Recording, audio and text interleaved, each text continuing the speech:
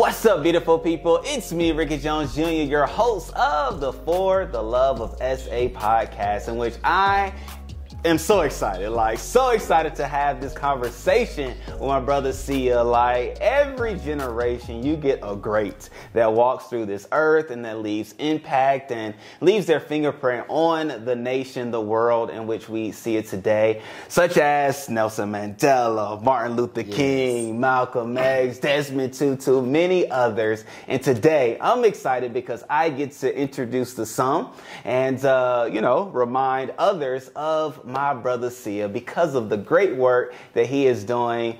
And I'm going to just say in the country, right? And mark this day as one in which you met somebody great. And then, let's say 2 decades from now, you'll be able to say, oh, wow. He did say that was a great. He did say it was one of the ones that I had to know and come in contact with. However, throughout this conversation, I believe, as I was when I first met him, I was enlightened, I was encouraged, and I was inspired to be a part of the things that he's doing because of the impact that he's making. And so, without further ado, Sia, how are you doing today? I'm very well, my brother. Thank you for having me. It's of course. An honor and a privilege to be with you this afternoon. Thank you very much. Yes. Now, how do you say your full name? I know Sia is the name in which works best for me. However, how do you say your full name? Yeah, basically, I'm Siyabonga Keswa. Yeah, from Soweto, a young man from Soweto, a founder of Sisonke Educational Project, which is an NPO, an organization that is based at Phiri. Phiri is a small township in Soweto. Yes, that's Sia. Yes, that's Sia. And there's more to Sia, right? Because like you said, you have an organization, right? Yes. There's impact that you do for children, for young boys, for men, and the likes of others. But before we get into those things, which I am also excited to share with everybody, the things that you're doing, tell me a little bit about yourself, right? Being that you said that you were from Soweto, so I believe that you were born and raised there. Definitely. And just like walk me down life there, how you live life there, because it wasn't like everybody else. But how did you live life there that then led you to do the things that you're doing?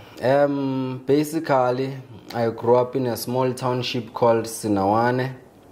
In Soweto. So I was raised by a single parent in a family house whereby you get to live with like your siblings, your aunt and so forth. But growing up, I grew up as a young child whereby I was raised by my mom, my grandmother and my grandfather, as well as my aunt and few siblings like my cousins. So I think we're a family of 8 growing up. Yes, we're a family of 8. As a result, as a young boy, I was very talented in sport. I was somebody who is passionate about sport growing up. I used to do, like at school, at primary, I used to do like your athletics. Yes. From 100 meters, 800 meters. I used to do shot put.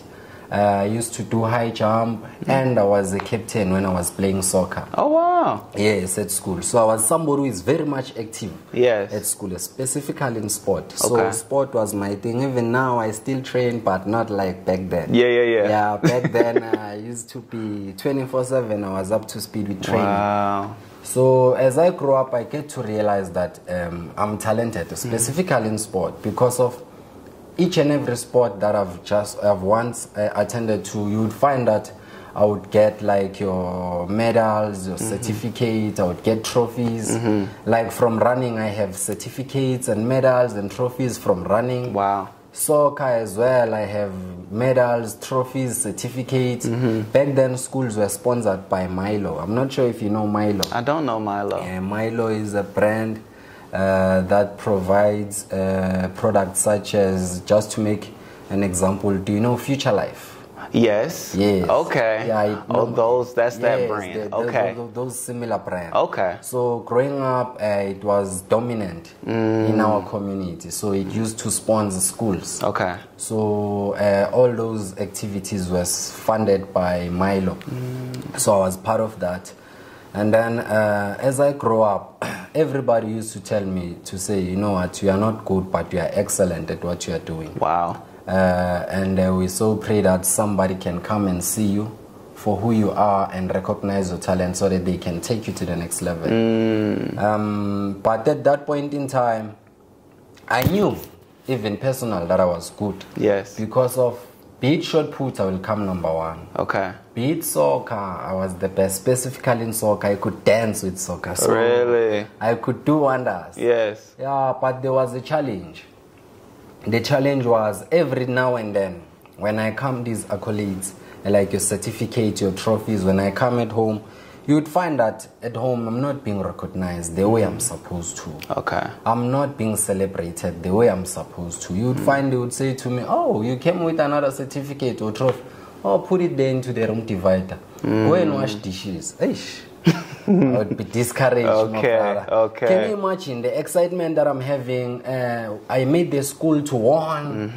We've been to Olympics every year, especially during this period of time, from January until March. In schools, even now, it's a culture. Okay. This side to say we go to, like your athletics and so forth. Those who are interested in running, they are there. Me, I was doing all of them. Like short put, I have medals and certificate there, all those things. So it really discouraged me to say, after all the hard work that I've been putting in, every now and then when I come with medals or trophies, you'd find that they are not even interested. Okay. They would even ask me sometimes, did they pay you? Did you get money? And I'm thinking to myself, it's not about money. You don't get the point. You don't catch the spirit. Right. So I would realize to say, they do not catch the spirit. What age were you around this time? At that point in time, I was around from 6 to 11. 6 to 11. 6 to 11. And then I kept on, and then there were times where I get to choose now. As I grow older, around age 11, 12, yes, I get to realize I need to choose one where I will excel in. And then I realized I had a passion in football, soccer. I had passion, and there was a team in my community which was called, even now it's still there, it's owned by a legend who used to play for Sundowns, Mr.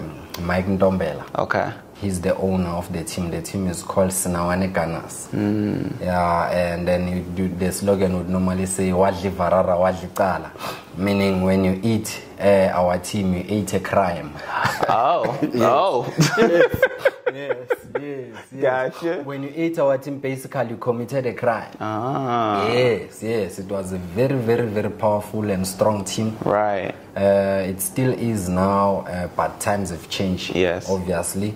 I used to play for that team. I used to play position 3, and then sometimes I would play 10 because I was good. But be it I'm playing 3 or playing 10, I would score anyway. There will not be a day where I get into a field and not score. Gotcha. Because I was having a stamina, so I could overlap at some point in time. Okay. So you said 3 and 10. Yes. I'm going to be honest. I heard what you said, but I don't know what you meant, right? Yes. So is 3 on offense and 10s on defense? 3 in position. It's position. Basically, let me put it like this. We're playing 4-4-2. You see, when you're playing 4-4-2, there is a left wing, there is a right wing. Okay. So I was playing with left. I was the left wing. Yes. So when you say 3, it's a defense at the back. Okay. Yes. When you say 10, it's up front. You get to score goal. You're like so either one, no matter if you was 3 or 10, you could score. Wow. So you were that good. Yes. I was able to handle left wing, backside 3. Very well. I was able to move and play into 10 very well. So those positions I was dominant in. And they would tell you, they used to call me, there was a legend who was called Leslie Manyatel. I used to play for Orlando Pirates. Okay. He's no more. So they would call him Slow Poison. Leslie Manyatel, he would penetrate amongst the giants. So I was one person who was very skillful in soccer. Yes. And then in the community, they would normally say, this young man is something else. And then you will find that nobody from home would come and see me play. But each and every day, my parent, my mom or my grandmother or my grandfather were told that I'm something else specifically. And they could see because of I would come with medals and trophies and so forth. So probably around 13, 14, That's when things started to change now. Because I realized to say I was not supported from at home. You see, when a child is being supported at home, it becomes something else. You don't want to disappoint your parents because they are behind you 100%. You know that your parents got you. When they say we are going for a game or for a tournament, maybe they say we need contributions of like 30 rands to organize the transport. You know your parents, she's behind you, or your father is behind you. But if you don't have that support structure and you know very well that you are good at this, it really discourages you. So there was the last game, I think I was around 13. We played in a place at Shiawelo. There is a place called Happy Budget. So there, it was a situation of saying, I didn't train the whole week. I was now telling myself that I'm a star. Yeah. You was feeling yourself, right? I was feeling myself now to say I'm the one. And even the coach knew that this young man is the one. Because they would normally come sometimes and fetch me at home, even if I didn't train, to say we're having a game today. Come, let's go. No problem. Yes. And then when I get there, I will do wonders. So on this particular day, we're playing in a place called Happy Budget. It's at a place called Shiawelo, in another community called Shiawelo. Mostly in that community, it's a community that dominates by Tsongas. Yes. Tsongas are a community that comes from Limpopo. Be it even vendors are normally dominant at Shiawelo. Yes. So we're having a game in the grounds at Happy Budget. I came second half. Basically, my intention was to come and watch, not to play, because I knew I didn't. You didn't train. Yes. So during that time, there was a coach called Coach Veli. Veli was a goalkeeper for the first team, as well as a player coach. Yes. So on that particular day, second half, the team was losing 2-0, and then Coach Veli saw me. It was second half, maybe 5 minutes after second half. And then he called me and said, "Hey, bro, we are losing now. Can you come?" The first touch, I penetrate amongst all of them, the defender, and then I passed the guy who was called Mpo at that time. Or Tawang. I passed Tawang and then Tawang scored. It was 2-1. We ran with the ball. We went there and fetched the ball into a net and put it dead center to start. They said, let's push. Let's keep going. Let's keep on pushing. And then again, I do my things, I score. It was 2-2. You score? Yes, I scored this time. And then the last goal, it was something else from the center. I was thinking to myself, let me try my luck. I was at center. I said, let me try my luck and see. Net. From the center. From the center, like Beckham. Yes. 3-2. What? And then we pushed. It was only 5 minutes left. And then we won 3-2. I was celebrated in that day. That's where I get to realize I no longer need soccer to prove myself. Down 2-0, you come in, win by 1. Wow. Yeah. Okay.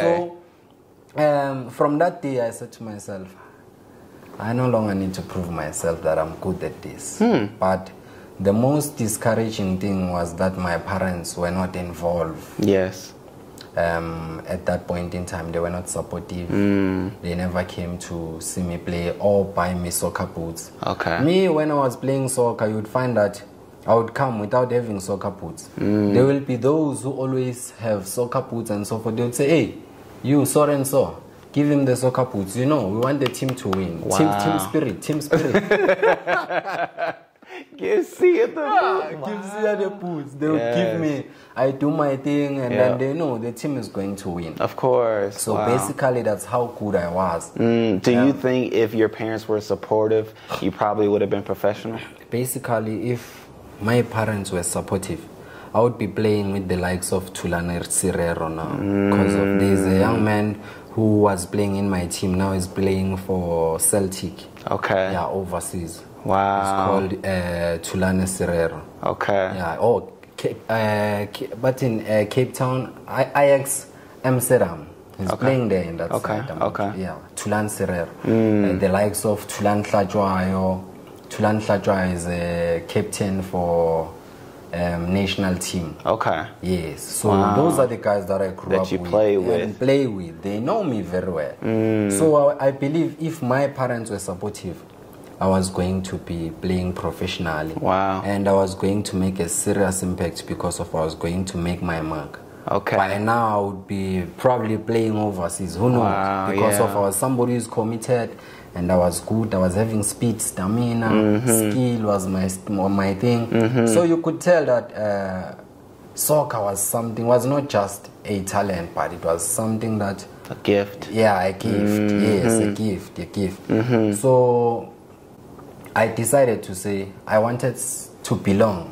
I wanted to fit in. Yes. I wanted people to recognize, to say, Sia is the best. But soccer didn't do justice for me. Okay. Because even at home, they didn't recognize. Okay. So that's where the problem started. Wow. And I'm saying wow because in our prior conversation, I believe like last week, I didn't know this part about you, right? But I think as you're about to turn the story, you're about to start sharing things that I know about. And it's amazing how things could shift so fast if there's a void, right? In which I'm hearing right now, the void was the support of your parents. And due to the lack of support, it led you down another path to feel apart. Which you weren't feeling apart because of the lack of support at home. That's true. Wow. Okay. Go ahead. I'm just bringing it all together. And then they gonna get it too. That's true. But yes, go ahead. And as I was about to make the shift in my life to say I no longer want to play soccer because of I feel I'm not being recognized and so forth. Only if my mom would normally believe that if she bought me trousers, uniform, shoes, I'm sorted. Okay. But to me, it was more than that. I think for me, if I had an opportunity to see my mom, or my mom had an opportunity to see me playing, that was going to be something else to me. To know that my mom is amongst the crowd, and today I'm playing, that alone was going to be priceless for me. I would want to keep on having that feeling over and over again. But unfortunately, I never got to experience that feeling of having my mom's present while I was playing. So as a result, I wanted to fit in. I wanted to belong. And there were a few groups here and there in our community. Guys who were smoking like a cigarette, smoking like a weed. Yes. Yeah, some were smoking drugs. So there were levels. Yeah. So I used to stay at Zola as well.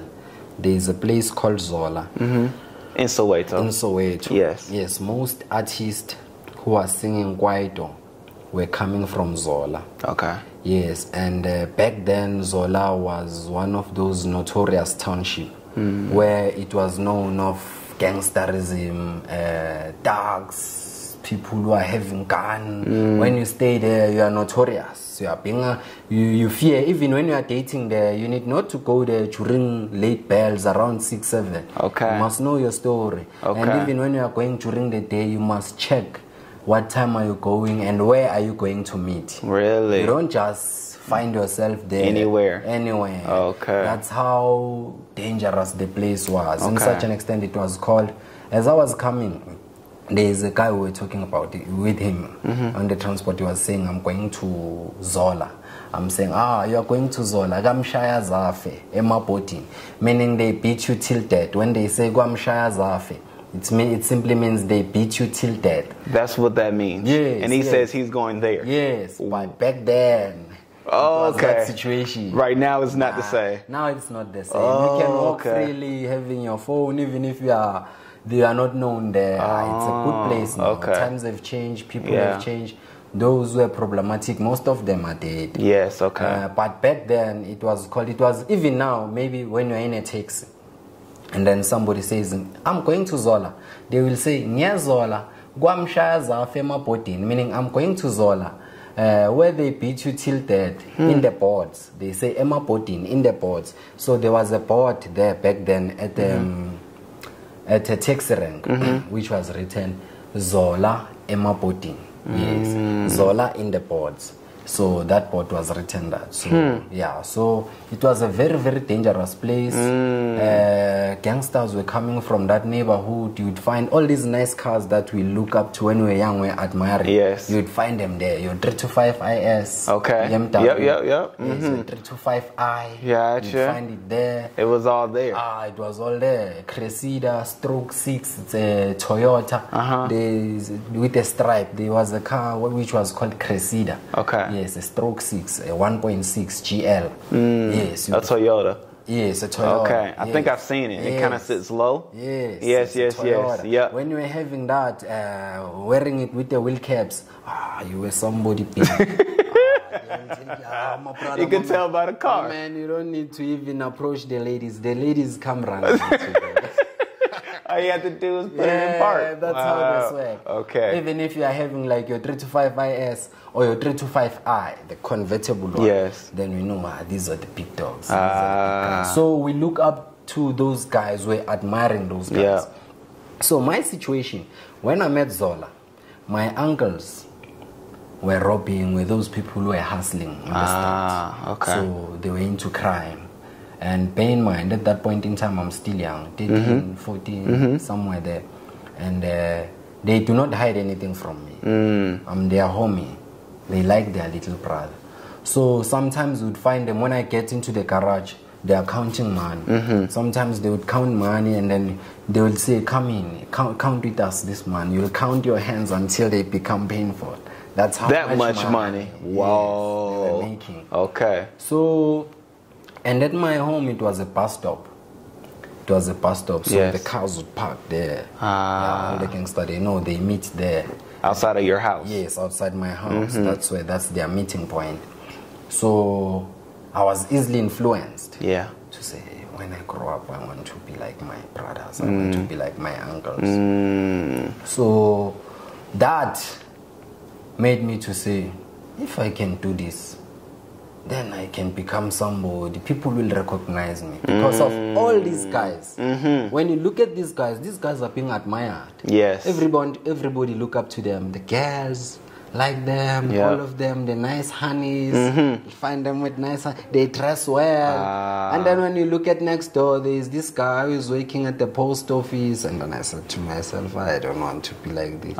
He's always wearing a uniform, dragging his feet when he's moving. I don't want to be like this. Okay. So we're easily influenced. Yes, especially at that age. Yes, especially at that age. By the lifestyle. So when you look it from the outside, you get to think this is the kind of life that I want to live. So that's where I was introduced to crime, whereby we formed our own crew now.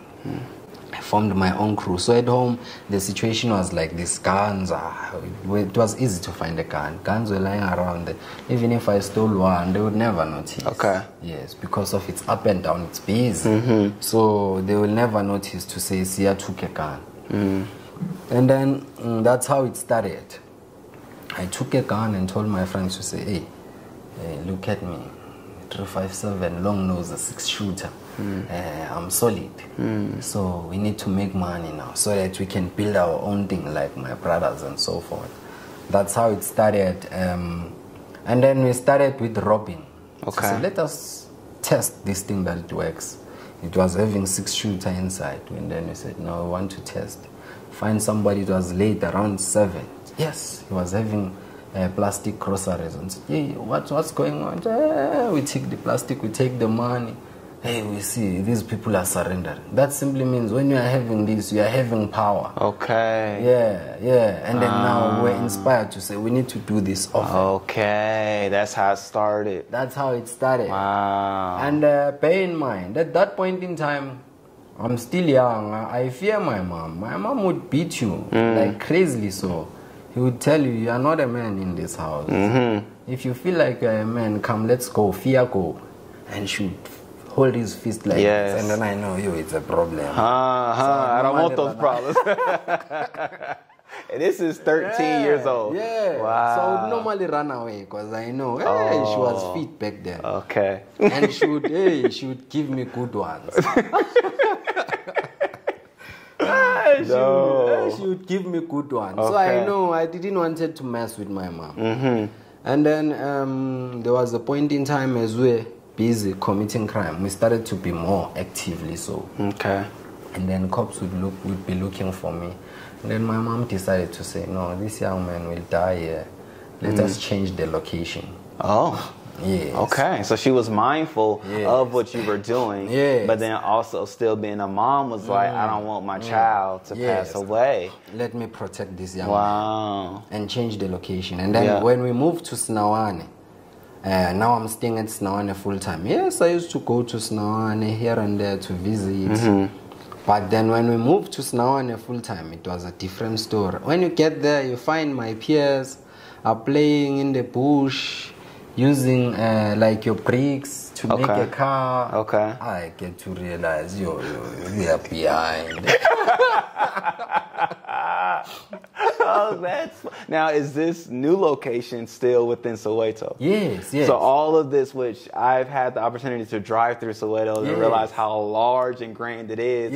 And so just even making sure my American watchers and things like that recognize you could be in two different parts of Soweto and it's two different lifestyles, two different mindsets, two different ways of living. And whereas you came from a part where you played soccer and was doing things in the legal aspect of life, but then to move to another area where these kids are being kids and the kids being kids in a way in which you're like, whoa, hold on, wait a minute, which is hilarious, right? It's hilarious to me because in it all, it's like, man, you felt like an adult almost at your old place, but now to come to the new place, it's almost like, what is this, elementary? Even how they dress, you could tell, it's a problem. They still wear those brands. Back in the day, we used to wear those brands like your Jabaru. You know Jabaru? I don't know Jabaru. You don't know Hang Ten? No. Jabaru? No. Is it still here now? Yeah. I think in some shops, they still sell here and there. Gotcha. No, I don't know that brand. Not yet. You have to show me. Yes, I'll show you. Yes. So there was a brand that kids were wearing. If your parents are like in that, you see, they can afford. They would buy you like your Hang Ten, your Jabaru. I still have some of the things of Jabaru like in my photos. Wow. I will show you. Yes. So when I get there, they are wearing shorts, sandals, Jabaru. I am like, no, this is not for me. I'm used to Dickies. Yes. I know Dickies. Yes, I'm used to All Star. Okay. I'm used to Messerizer, like your DMD. Okay. Yes, I'm used to like your Superga. Yes. Yes. I'm used to like your gush lace. The shoelace, they're gush lace. We call them gush lace. Okay. I'm used to that. Yes. So when I'm dressed up, I dress like your pedicardines, your prengil. Those were the labels that were dominating if you are like street smart back in that time. Okay. Yes. In the US, it's like normally wearing like your, it's like wearing like your Gucci. It's like wearing like your LS. Okay. Yes. It's like wearing like your Fila. Okay. Gotcha. It was that type. Okay. Yes, so depending on what you wore already showed what you were about and the type of person that you were. Okay. Yes. And so based on how you are being addressed accordingly. Yes. Based on how you dress. You look. Yes. Yes. Okay. And how you move. Yes. They must know that you are moving in a certain way. Okay. Yeah. So that not everybody must mess with you. Okay. Yes, must mess with you. So they know to say, this one, I don't want this more. Wow. Yes, you see. So when I get there, I get to realize, the lifestyle is something else. It's traumatizing. And you're what age at this 14. time? You're 14, okay. Yes. So she didn't wait long. Yes. She didn't wait long to move you out. Yes. So she loved you, okay. So much. Yeah. And when I was 14, there is a lot that has transpired because of, I get to meet, there are certain few guys there in the community. Some are staying at Sinawane, some are staying at White City, some are staying at Zola. Some of my friends from Jabulani are coming, meaning all these townships, these communities are a neighboring community. Sort of like, it's like 15 minutes walk. Okay. 20 minutes drive. Yes. 10 minutes walk. Yes, it's something of that nature. Yes. So I would have friends all over this. And then I would tell them where I come from. We don't just play in the bush. We do house breakings. We make serious money. There's a place called Rodiport, wrong side. Okay. Yeah, mostly back then, white guys were staying there. Okay.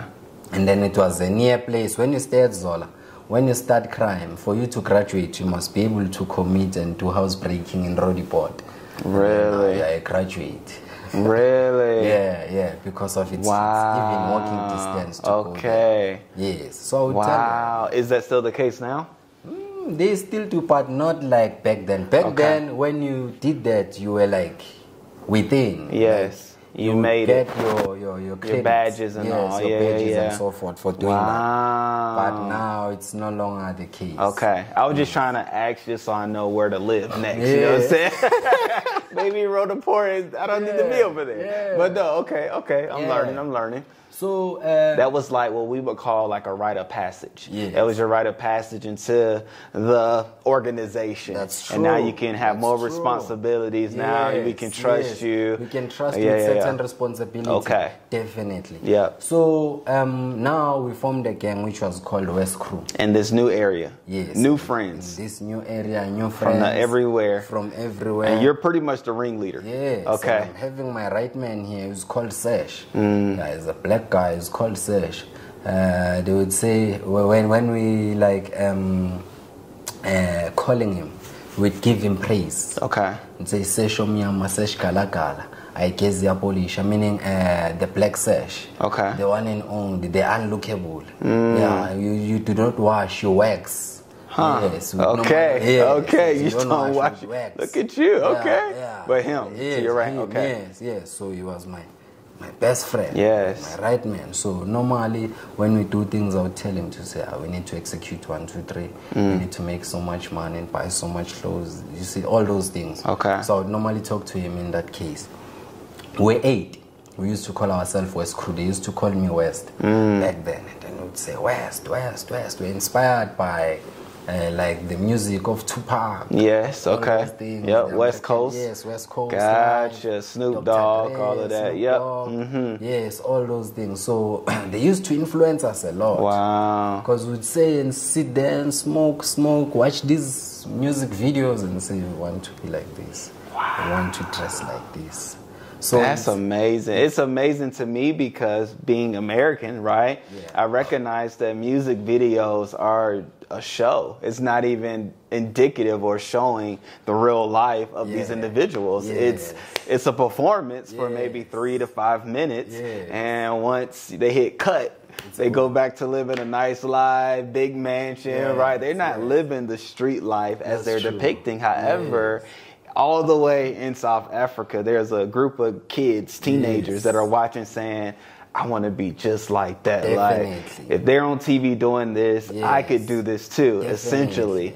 Wow. And we would say to ourselves, we can do it 10 times better than they do. You see, so it was so influential in a way that there was a point in time when there's this song by Cash Money Records. Yes. Yeah, Batman. And he featured so many artists like your DJ Khaled, Lil Wayne, Fat Joe, Cash Money, $100 million. Yes. Where they make it rain. Yes. Oh, that song. Yes. Okay. Yes. That song put us into trouble. It did America too. Yeah. I make it rain. I make it rain. Oh, gotcha. Yes. That song basically made us to commit crime even when we were not intending to do so. Wow. Just to have money. Yes. There was a day whereby in SA there are people who are coming from like Mozambique, Zimbabwe. Yes. So we call those people foreigners. Okay. Yes, and then like foreigners. Yes. Yeah, foreigners. Yes. And then, but in a Kasi lingo, like in a township lingo, we call them kwerekweres, and then we call them kausas. It still means foreigners. Okay. But we label them as Kausas, Makausa, Mangosta, you see, yes. They are coming from, like, especially those who are coming from Mozambique, Maputo, Zimbabwe. So what they normally do when they come to South Africa, they come to your place and want to rent there. Then they put their own shack. Okay. Yes, and then probably back then during those times, and then they would pay 250 a month. Those times. Okay. So they were our target when that song was playing. When we don't have money to go to town and do house breakings, and then we'd say, the easiest, let us get these foreigners.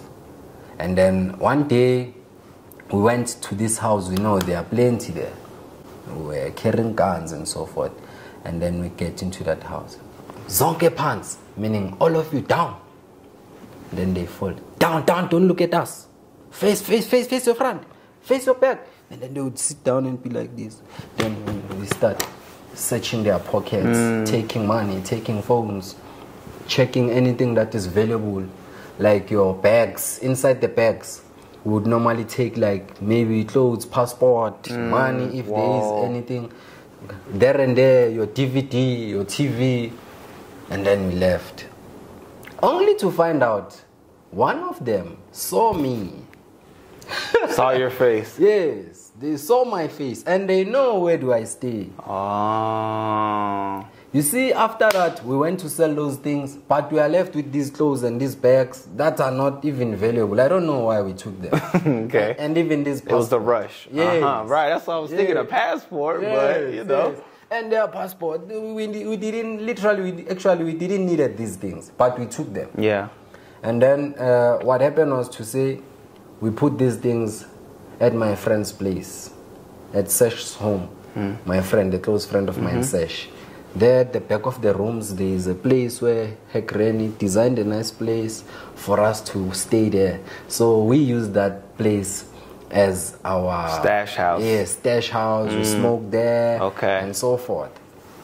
So we took those things there, and then we smoked the money, and then we split another money amongst ourselves.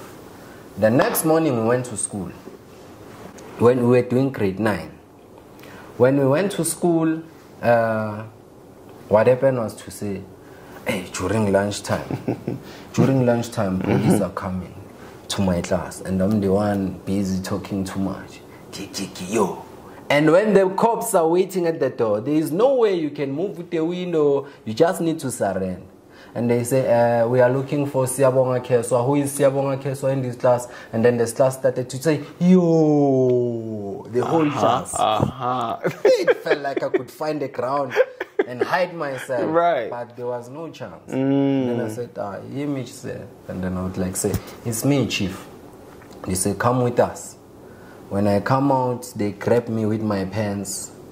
So normally what the cops do to make you like a fool, especially when you're young, they would hold you with your belt and your trouser, put it together with your underwear and take it up. Whoa. Meaning your underwear would get inside the buttocks. And then you would walk so painful. They would hold us like that. When I go outside, my friend says she's there. They are holding him as well. They are taking us to the office. As we are going to the office, everybody at the school say, yo. Hey, son, even that girlfriend I was trying to convince to say, I can be your boyfriend. Hey, son, she's there seeing me. Meaning now I'm losing the ball. Yeah. What am I going to say now? It was so terrible in a way that I thought to myself, I was going to make that woman my girlfriend. You know, when we are at school, we were teenagers. But then on that particular day, she didn't want anything to do with me. She's like, no, you troublemaker. Troublemaker. I don't want to associate myself with you.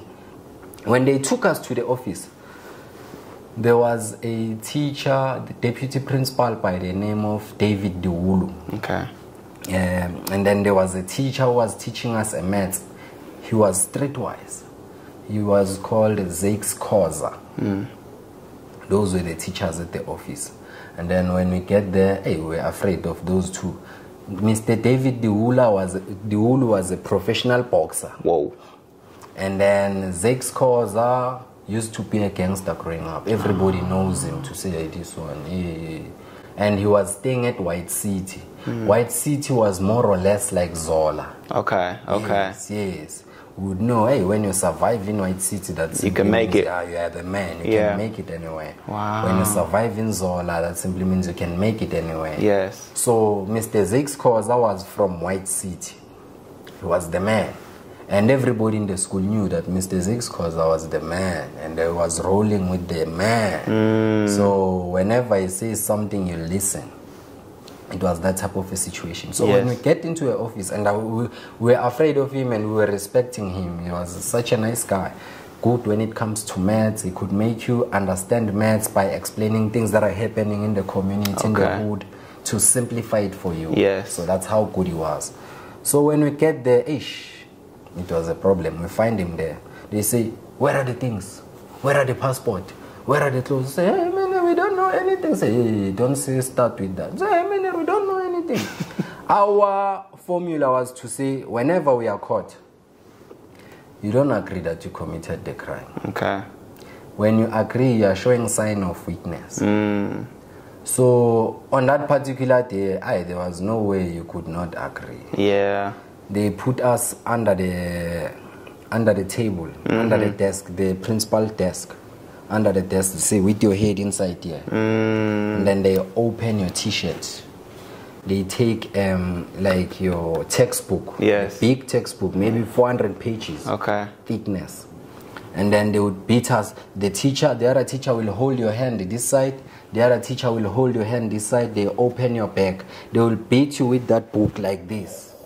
Yeah. At the lower back. I've never heard of that one before. Wait a minute. I can only imagine the pain. My brother. How many hits each time? Listen, forget about the hit. When they hit you once, you will scream and try to go up. When you go up, the table bangs you here. So you are forced to go down.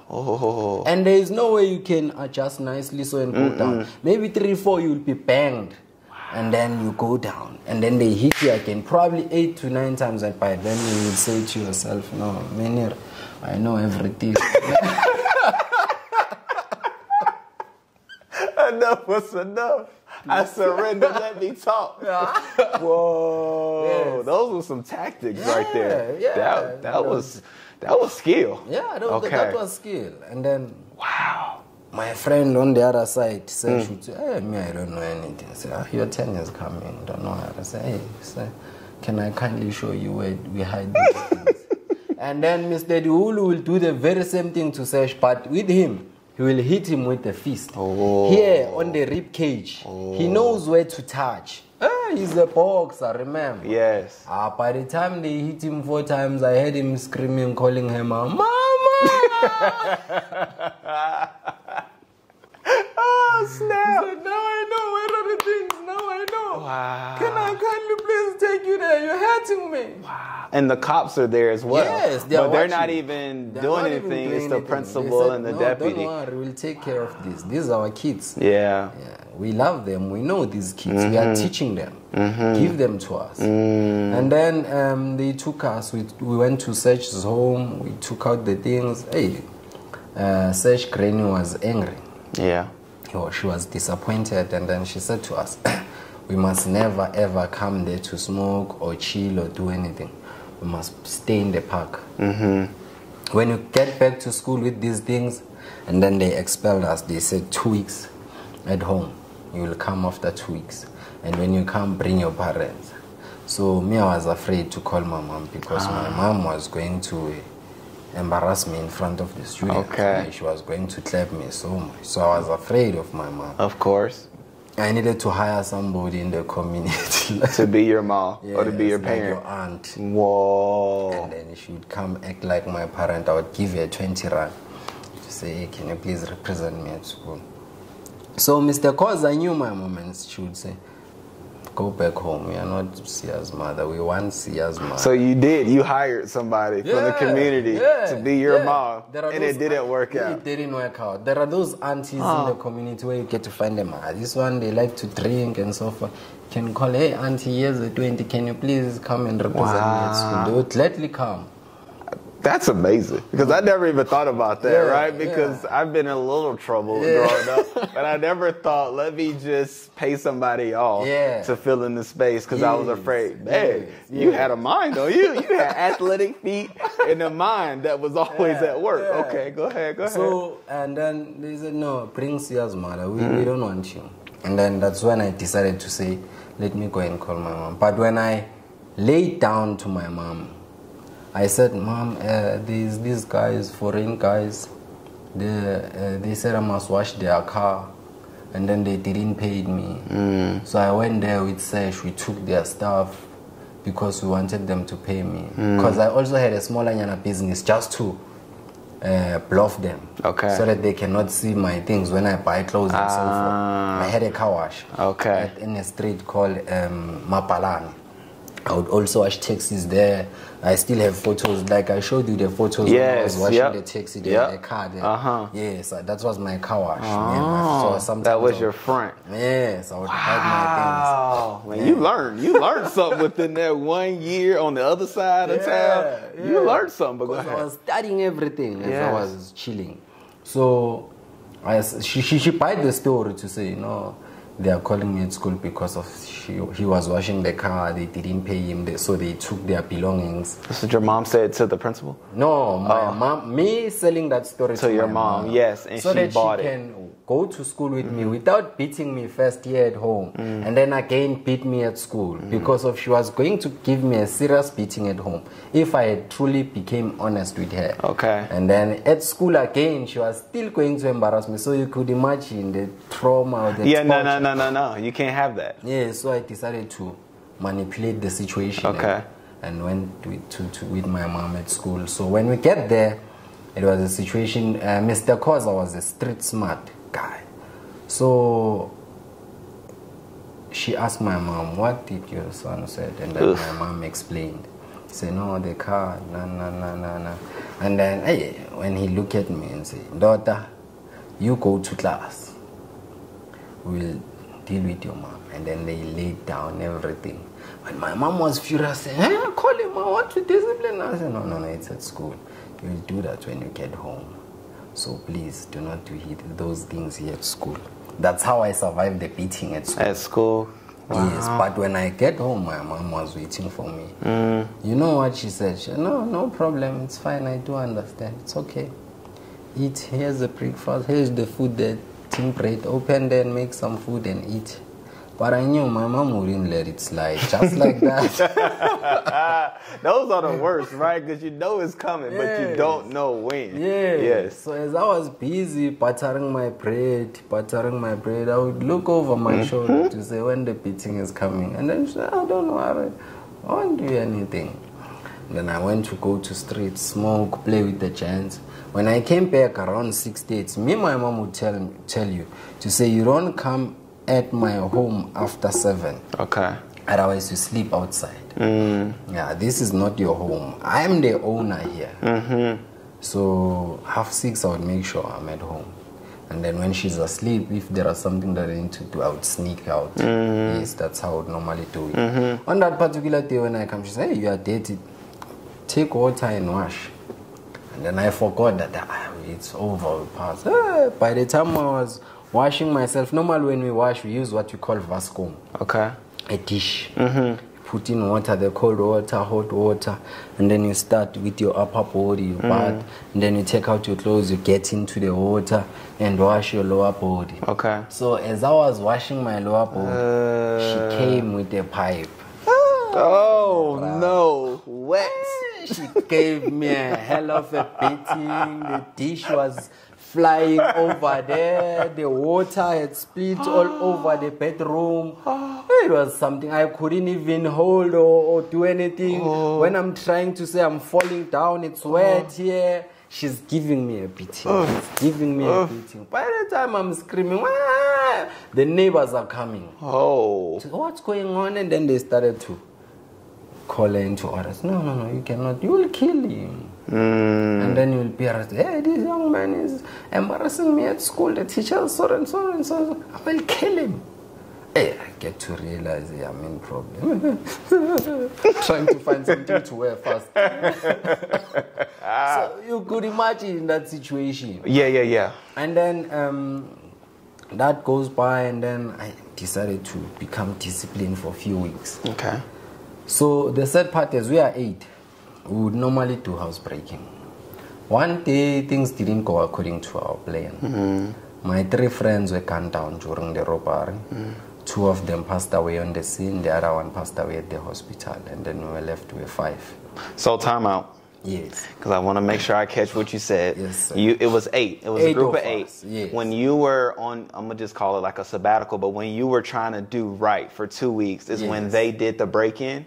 Actually, in that 2 weeks, maybe on the last week, we organized a break-in to say we are starving now. Okay. We need new clothes. Okay. Yeah, it's about to be September. Okay. Normally, during September, schools is taking out trips. At school, there are trips. Yes. And then you need to look the part. Okay. You need to wear a new outfit. You need to pay for the trip. You need to buy booze. Okay. At the parks, people are chilling at the parks. So every September, that's the culture in our community. Trips are taking out. So you need to be relevant. Yes. You need to find a girlfriend. You need to be on point. Yes. So we said to ourselves, no, let us make it a point that we go and hustle. We are running dry now. And you were there too? Yes, sir. Okay. So the two friends were shot. Yes. By Done. the armed response on the scene. The situation that, you know what happened that day? We're so unfortunately that there were people who came before us and did the robbing, the break-in. Okay. So when we get there, already it's hot. Oh, and we're not ready. Aware. Yes. That's how my 2 friends were gunned down. And then they passed away. The other one passed away at the hospital. But to my understanding, that was a sort of like a tap on the shoulder to say, hey, you needed to change. Yep. Bruh, if you are not going to change now, you are next. But because we're so naive, we're thinking to ourselves, we know better, we are the one, we have arrived. We continue to commit crime. In such an extent that one day I was not feeling well. As I was not feeling well, you could see if like maybe you are afraid and your tummy, it seems like it's running. Yes. It wants to take you out, but it's not taking you out. Okay. I was having that kind of a feeling. And then I said to my friends, hey, today it seems like we are not going to come back. So we rather go back home. They said, no, you started. You are a weak, you are a pastor. Stop what you are telling. We are going there with or without you. Then I said, kudos. I'm not going there. 4 of them went. And then as they were going, 2 were arrested with unlicensed firearm. 15 years each. It was Bejana and Ketang, 2 friends of ours. 15 years each. As they were given 15 years, the 2 survived. They managed to get away. And then Bejane, when he got into prison, normally in prison there are gang members. And as they are gang members, you would find that sometimes you want to affiliate and fall into a certain gang. Like you found protected. Yes, 26, 28. Decide it's 26, 28, RAF 4, Big 5, and so forth. So my friend went to 26 for protection. The other one, he stayed behind. Bejana went to 26. Ketanga, no, he went to church. And then he was given a command to say, you need to step that prison water. Your friend? Yes, Bejana, the friend, he was given a command to say, go and step that prison water so that you can prove to us that you're a part. You are an order. Yes, you are the man. When they say you are an order, it simply means you are the man you say you are. Okay. And then he failed to do so. When he failed to do so, he was taken out an eye. As I'm speaking to you now, he doesn't have an eye. He's left with 5 years to come out. He has committed so many crimes. The other one is out, but you could really tell that the prison had really damaged his mind. Okay.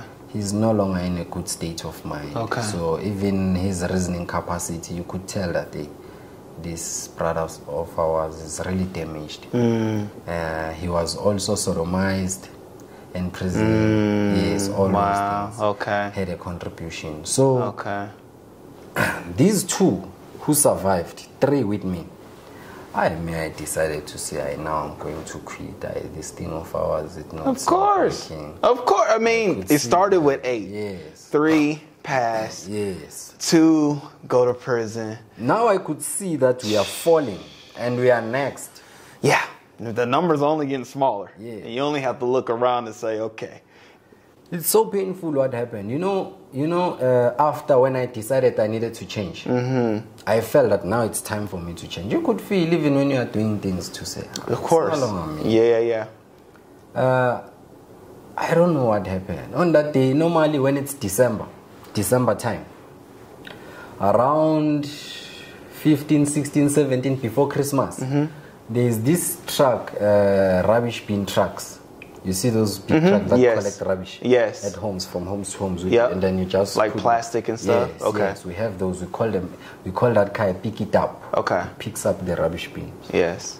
Normally, when we are bored, we go with them, move around the communities with them while we are assisting. Yes, while we are assisting them. Okay. And then the community would give them juice, cakes during Christmas time. Yes, as a thank you. Yes. Yeah, we do that too in the States. Yeah. That's funny. Yeah. And they would share those cakes. Wow. There's a traditional juice that is called khamera. You know it? No. Yeah. I missed it. Yeah. I'll get it this year. No, I will organize one. Yes, okay. It's nice. Okay. We have that juice. It's called khamera. It's a juice. Yes, it's a juice. Okay. There's this juice called khamera. It's a traditional juice that it's made out of ginger and other ingredients. So normally you'd find that juice when it's funerals, parties, weddings. You'd find that juice. You'd find there is an auntie who's good at making that juice. So we would get those juice while we were busy moving with these rubbish bins with the truck. We're busy calling. We're moving around. It's nice. We're excited. On that day, I was doing that with those guys from Pick It Up.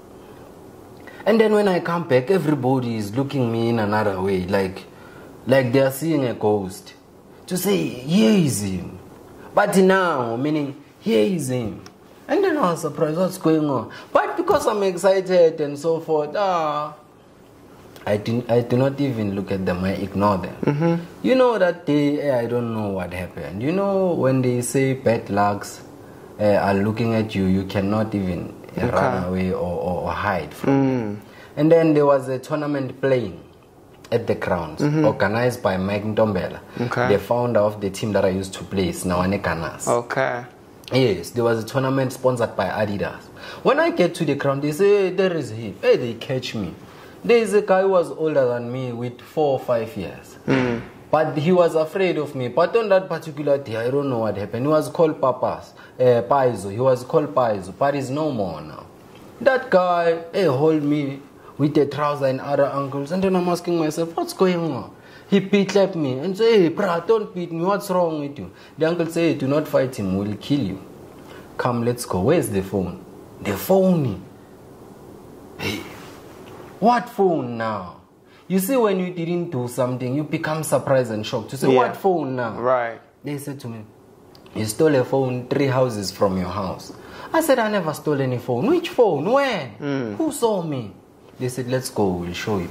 As we are going, now the community is gaining traction. Now they're starting. People are starting to. Yes, following us. You see, when I get to that house, they are saying there is a young man who saw me stealing the phone. And then I asked that young man, did you see me stealing the phone? He's mumbling. Did you see me? No, I don't know. What kind of a phone was that? They beat me so bad. For something I didn't do. For something you didn't do. Can you imagine all the crimes that I've committed? I was never done such a thing. They beat me in such an extent that they put me into a pick it up. Nah? With my head inside the water, with my legs outside. They pick it up. And then they took me out and I could feel that I'm dying now. And then they are busy beating me. They are saying, where is the phone? I decided to think, because of now I had enough of the beating. I said, hey, I will show you where I sold the phone. Imagine, I don't know the phone.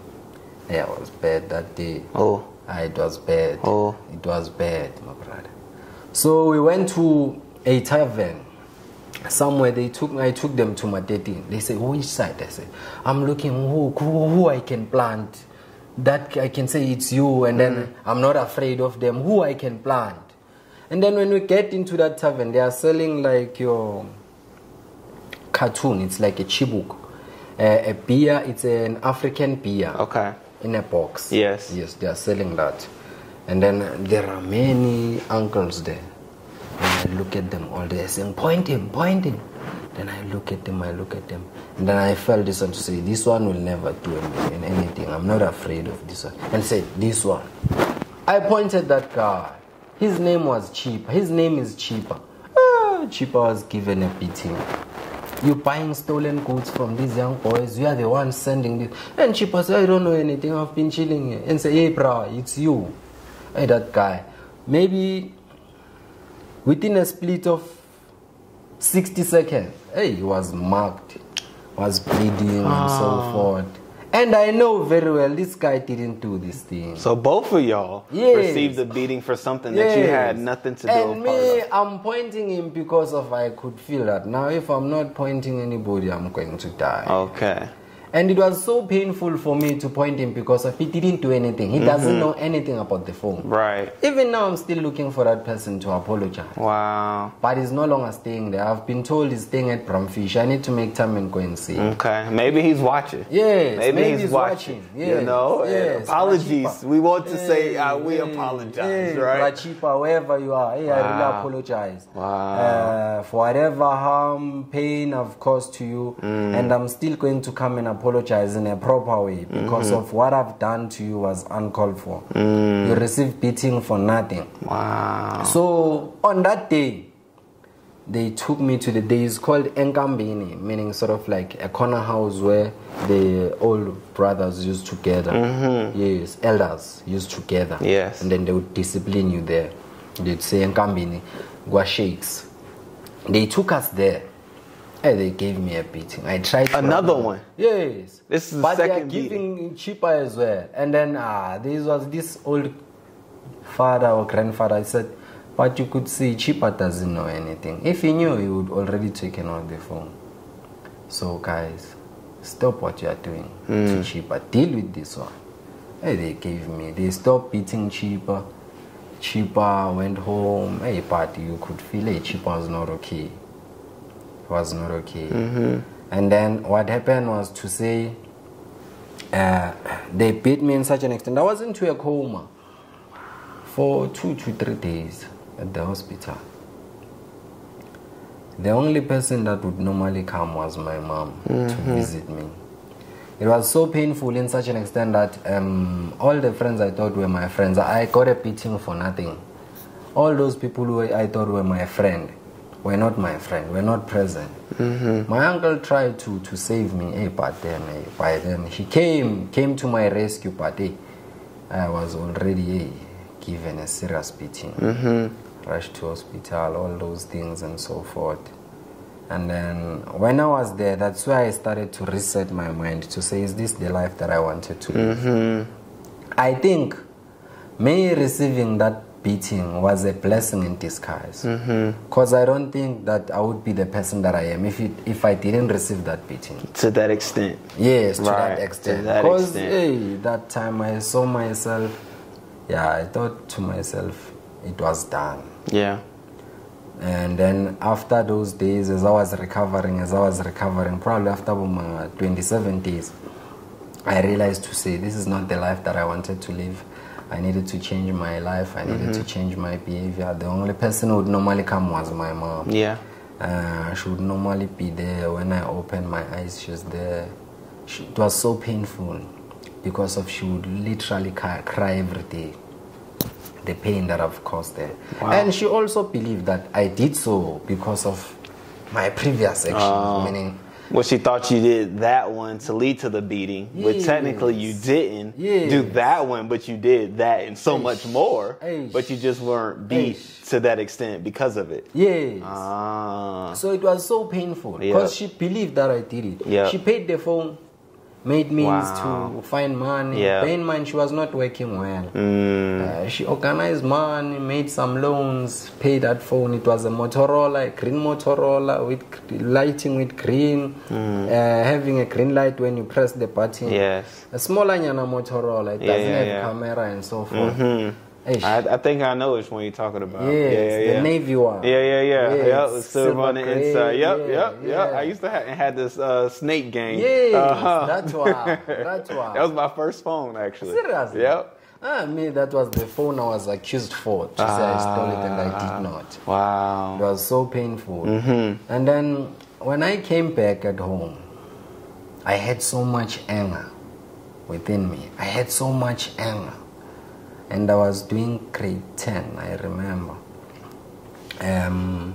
What happened was to say, I had so much anger and hatred towards the community and everybody who gave me a beating. And I wanted to shoot all of them.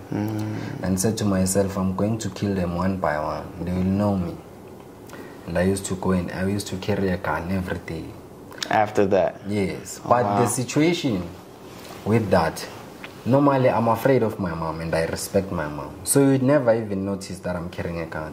Even in the community, they would never know unless those who are around me. Okay. So, what happened? One day, when I tell my friends that I'm enough with crime, they said to me, you are a sissy now. I said, I want to stop this thing. Some of them say, you are a pastor now. Ever since you got the beating, you are busy shivering. Hey, you are no longer our brother, the one West we know. And then I wanted to prove them wrong, to say I'm still the very same person.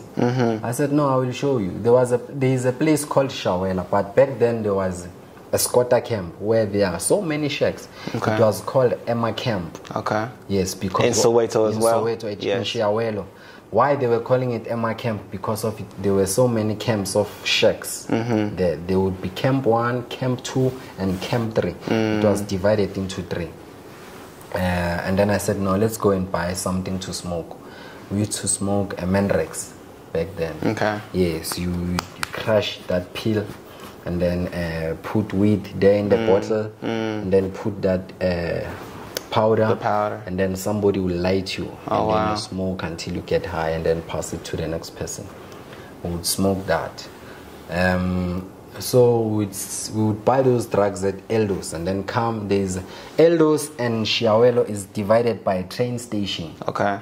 So when you jump from Shawelo, when you jump the train station going on the other side, it's West Eldos. Normally it's dominant by colored community. Yes. When you jump the train station coming this side, it's dominant by Tsongas, vendors, those from Limpopo. Yes. Yes. So where are you from? Me? Yes. KZN. Okay. KZN as well as at Free State in a place called Hastunya. Okay. My father is from KZN and Free State. Okay. Basically they are Sutus. Sutus. Yeah, they are Bakwenas. My father's surname is Mukwena. But I'm using my mother's surname because of my father was not present in my life. And even after I found the family, I think they took long to do the necessary things for me to be able to change the surname. Okay. In our culture, your parents needs to pay a certain fee, sort of like buy a cow and a goat to apologize to the family. To the family. Yes, all those things first. Yes. And then come again to say, now we are taking this young boy and putting him into our surname. Yes. And then they slaughter another goat. So basically that's how we are doing. And then they take, I don't know what you call it, inyong. Like intestines, yes, the insides, yes, the organs and all. Yes, there's something that is green there. Okay. If it can burst, it will spoil the meat and so forth. Okay. Yes, you take that, you need to be...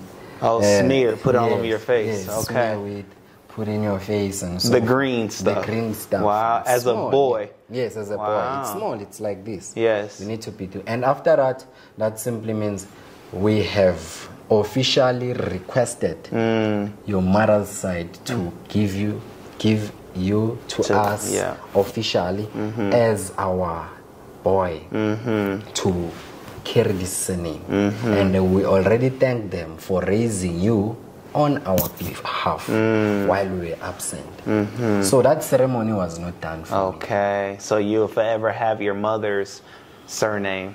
Yes, based on that, because of, actually I wanted to change because of, I also felt, I've found my father's side family, but there are challenges. I will explain to you so that you can have a clear understanding. Okay. Now I'm a grown man. Yes. I found them 2018. By then I was not married. Okay. By then I was not seeing this girlfriend that I'm seeing, this wife that I'm having. Yes. I was having another girlfriend who helped me to find my father's family. Okay. Yes. She was an accountant, so they were having a law firm. So she asked the people who are working there in the law firm to assist me trace my father's family. Wow, okay. Yes, which is a good thing. Yeah. And then we went there 2018. So from 2018 till 2014, till 2024, that has not been done. And remember, I'm growing up. Yes. And I'm a man. Yep. I need to start my own family. Okay. Life is starting to take some shape. Yes. I need to take some certain responsibility. I ended up paying what we call amalobolo. It's an official, traditional wedding. Yes. In a way. For your wife. For us in our culture. Yes. Yes. Amalobolo is where we wrote a letter. Which I know about that. I've been to a lobola before. Yes. You saw lobola before? Yes. Well, I've seen parts of it. I didn't see the whole thing. Yes. But the part that I saw, it was for the two coming together, and the gentleman had to pay, cows to the for the family to receive the girl into his family. Yes. So you're saying you had to do that for your girlfriend that was your wife, or who is my wife now? Yes. Because we felt we are ready now to commit to that extent. Yes. Sorry. So as I paid, now the question was, I tried to sort this thing before I get to do all those things of lobola. Okay. How so? My uncles from my mother's side, we had a meeting before we wrote the letter. They asked me, what's the story between you and your father's family? We know that your father is no more, but what's the story? I'm saying, no, we are tight. We are having a good relationship. My father was having a twin. My father is having a twin. Okay. His twin is still alive. Okay. Doing well, working well, have his own family, obviously. And then when I first met them, I was told and assured that my father's twin is like my biological father. So whatever I want, I need not to go anywhere. I need to talk to this person to say, please kindly do these certain things for me. But my situation, because of I was at the point in time whereby I'm grown up, I'm able to navigate my way. I don't want his man. I even mentioned that to say, if you can kindly do these things for me, the traditional part, I would be happy. The rest I will sort myself out. Because I'm a grown man. Yeah. He said he was going, he committed to do so.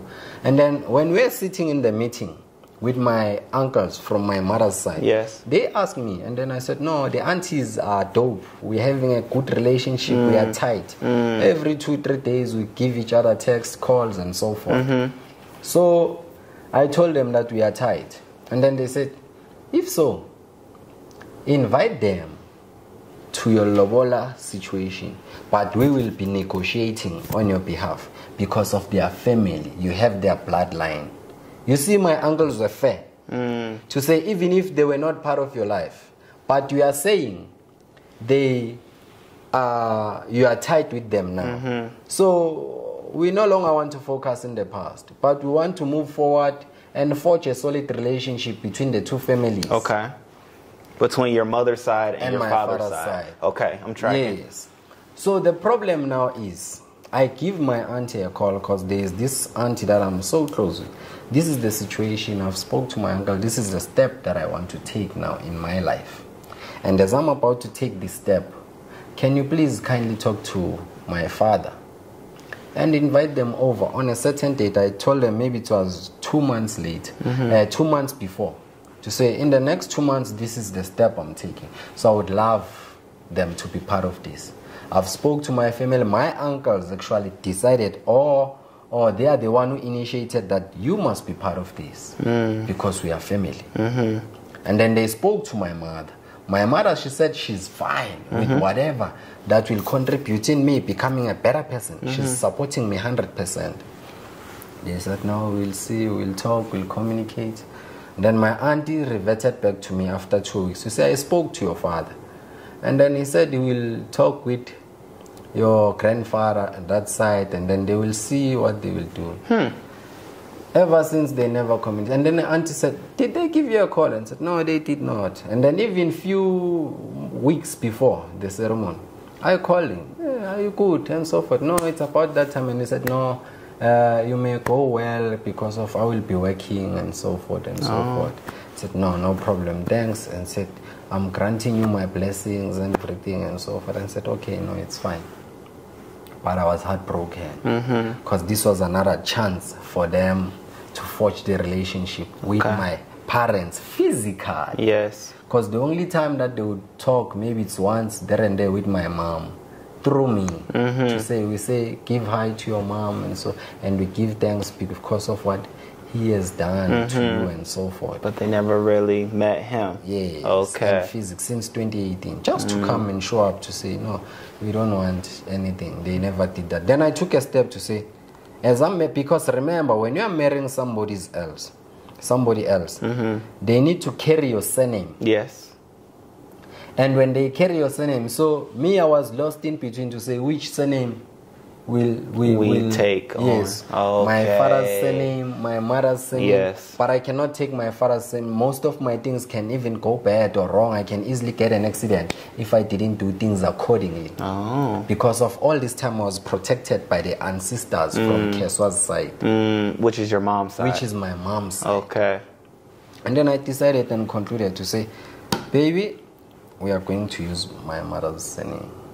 Because of we are starting a new journey now. This is the surname that we'll use. Our kids will be calling this surname, and then we'll live the rest of our lives with this surname. And even so, they promised. I keep contact even now. I went there was a wedding last year. They said, no, we will make time and sort your things. But to me, at the back of my mind, it's saying, it's too late because of now there are so many commitments that I've committed to. Yes. And now I have involved a third party. So it becomes a challenge. So because of that, I get to realize to say, ish, I just want to live my life the best way I know how. But now, the best thing to do is just me moving with this surname. My mom, she's here to support me and so forth. So now that is why I'm calling Keswa. Okay. Yes. And then, but I still recognize my father's side. As you were asking me, where do I come from? When I was telling you about the Limpopo people and so forth, to say I'm coming from KZN as well as Free State. Yes, my mother's side is at KZN as well as my father's side is at KZN in a place called Wastenga, Watuguza, Estenga, in a village of a king Shaka Zulu. Okay, Yes, there's a famously well-known king by the name of Shaka Zulu. Yes. Yes. And then that's where they are situated. Who, your mom's side or your father's side? My father's side. Oh, wow. In Stenga, in KZN. And then my mother's side, they are in a place called Ematatin. Yes, Ematatin at KZN as well. Ematatin, the Doves. Okay. In the Doves. It's called Ematatin, in the Doves. Yes, that's the place. They are good people, a good family that raised me. So, like I was saying to you, when we jump from one side to this the color side, then you are coming to that side of where it's dominated by Tsongas and vendors, which are people coming from Limpopo. Yes. So we would normally smoke. There are showers there, community showers, meaning everybody can shower. Yes. Yes. We would normally go there and smoke. Okay. So it was bit drizzling around 9 at night. Bit windy. And then I said to them, today I'm going to show you that I'm not sissy. And we are going to make money and rob people and see who is going to make more money. the one who is going to make more money, he's the man. I will start. As we get out of the shacks, we're approaching the street. When you approach the street, the shacks and the streets divides the formal settlement and the informal settlement. Okay. Which is informal settlements are the shacks. Yes. And then we have the RDPs of the apartheid regime, like the Boers. Yeah. That was built. Yeah, which was built. Yes. Yeah, and then that's the formal settlement. And then when you jump the street, there are shops and so forth, schools and so forth. It's called Ntovoko. Okay. It's the name of the primary school in that street. There's a guy coming. I rob him. Yes. And then we jump after robbing him. While he's busy screaming, we kick him and say, run. While he's running, we jump into the nearest house. When we get to the nearest house, we jump to the opposite. When we get to that street, the very same person, every person that we are going to come across, we rob them. Until we move to the school called Ngungunyana. Ngungunyana, there is a place called Iso Garage. It's a famous place. There is no longer a garage but there. And then we busy rob them until we get to Sinawane, where I stay. When we get there, where I stay, there is a church next to my home. Okay. And then there is a big Apollo light. So at night it would light. So when we get there, we split the money amongst ourselves, and then I show them, you see, I made more money than you. So you must never ever call me a cis. I'm not a cis, I'm still West. It's just that I chose a different path. Wow. So they were amazed. You're a dog. You're the West. My man. You see, now they are giving me praise. Correct. But there was a tricky situation with that thing. When I get home, I was staying with my mom and my young brother by then. We were just the three of us.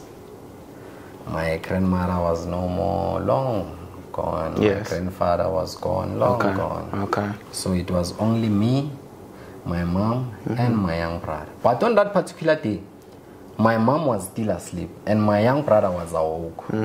He was watching TV. So normally when you were smoking drugs, the mandrakes that you were smoking, when you get home in the light, you become a bit dizzy. Yeah? Okay. The lights are blazing. Disoriented. So, yes, it really messes you up a bit, and then you get to adjust.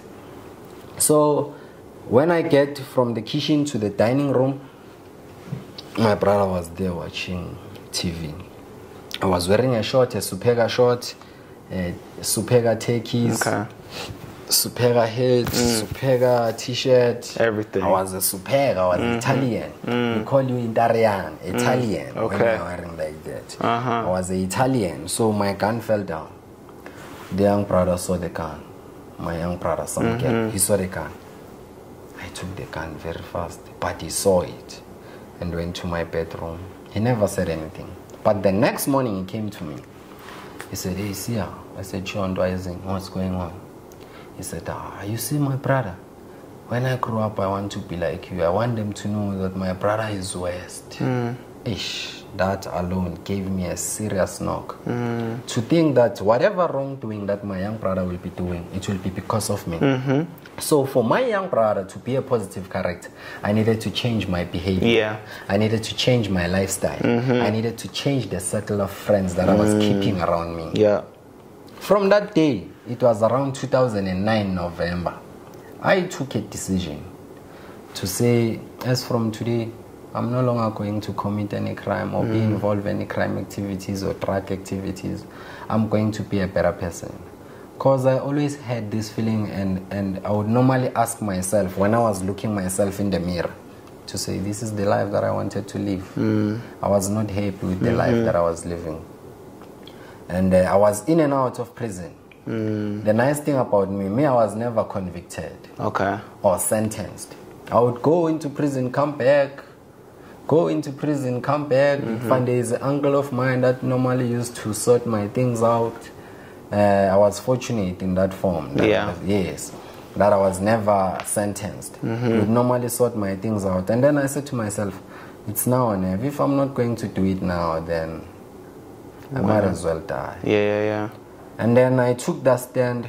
When I started to change my life, it's so funny when you try to change your life. There's always a devil behind you. Remember? Oh, yeah. Remember when I said to my friends I wanted to change, they said I'm a sissy now and so forth, and I wanted to prove them wrong. Correct. Meaning I was no longer doing everything that I wanted to do because of me. But now it was a peer pressure, wanting to show my friends. Prove to yourself. Say, hey, I'm better, I'm still that man. Even now, the very same situation happens, but in a different way. Okay. Look what's happening. Normally, in families, when family gathers, in our culture, maybe there is a certain ritual that is want to be performed. Okay. Sort of like we call it umcimbi. Okay. Umsebenzi, meaning a work. Yes. Maybe maybe we're opening tombstones. Okay. For those who are normal, would normally slaughter a goat. Something of that nature. And then family will come together. Some will come and sleep over, maybe from Friday, Saturday, and then go Sunday. And then, as I was saying to myself, I have stopped all these things. Okay. Community said to me, you are lying. Say you are just taking a break. You see. So wait, who said this? The community. The community? Yes. Okay, those that you were around? Yes, those that I was around, neighbors. The neighbor said to me, you will die in prison. The granny from next door said, you will die in prison. I'm telling you. She said so. And then somebody in my family said, you see, you will die like a dog. I don't want you. He said, see, are you? I don't want you. Wait, so time out. And so at this family function, all of this was being said to you? Yes, in the family function. Remember, when it's family function, everybody comes together. Yes. Yes. So as I come in, I coming from smoke. I was smoking weed on that day. My eyes are red. And then this auntie said to me, you see, because every now and then they would hear my stories. They know about my stories and my shenanigans, all of those things. They know. Yeah. Then she said, I'm funiga, I don't want you. You will die like a dog. You will be nothing. It was so painful. But then I said to myself, who are they to predict my destiny? No one else but myself. Yep. She can say whatever that she wants, but she's not reflecting at me. She's telling her own story and her kid's story, not mine. Okay. I convinced myself, because even today I still believe that I am the master of my craft. Yes. Whatever that is being said without me is powerless without my emotions. Okay. So from that day I said to myself, that was a fuel to my life, sort of like a burning desire to want more out of life and to become a better person. From that day I said, no, I will prove you. But I never told her at that particular time. I just lay low and accepted everything that was said to me and took it like it is. Yeah.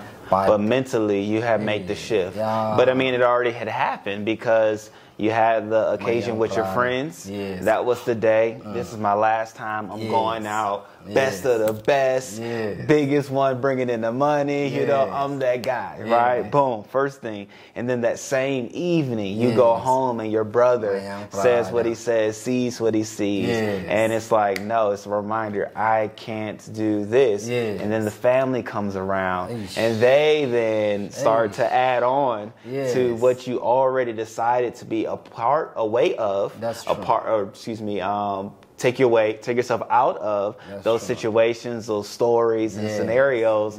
But then if I could just fast forward to where we are in the work that you've already started to do.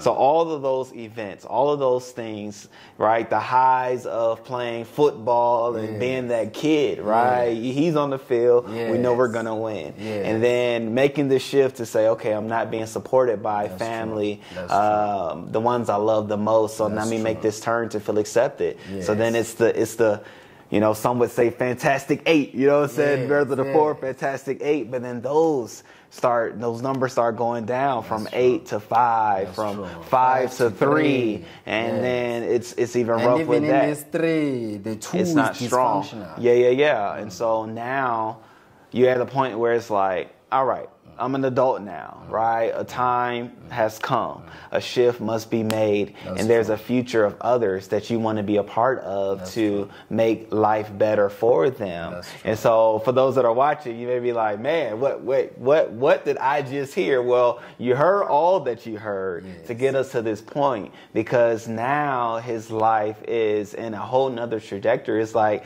you're living a third life now, right? And in this third life that you get to live, that you get to live out, right, and be a part of, you're now making changes, right? You're making a difference. You're having impact. And so how I want to frame this part is just to talk about the various things that you're doing. So the first part, let's talk about what you decided to do for children. Right? Children and young boys. What things are you doing for them in their present day? What happened was to say, after changing my life and committing to myself to say I'm going to become a better person, because I have sat down and had a self-conversation with to say I belong somewhere else. I always had this vision to say my life needs to turn out like this. I need to become this person.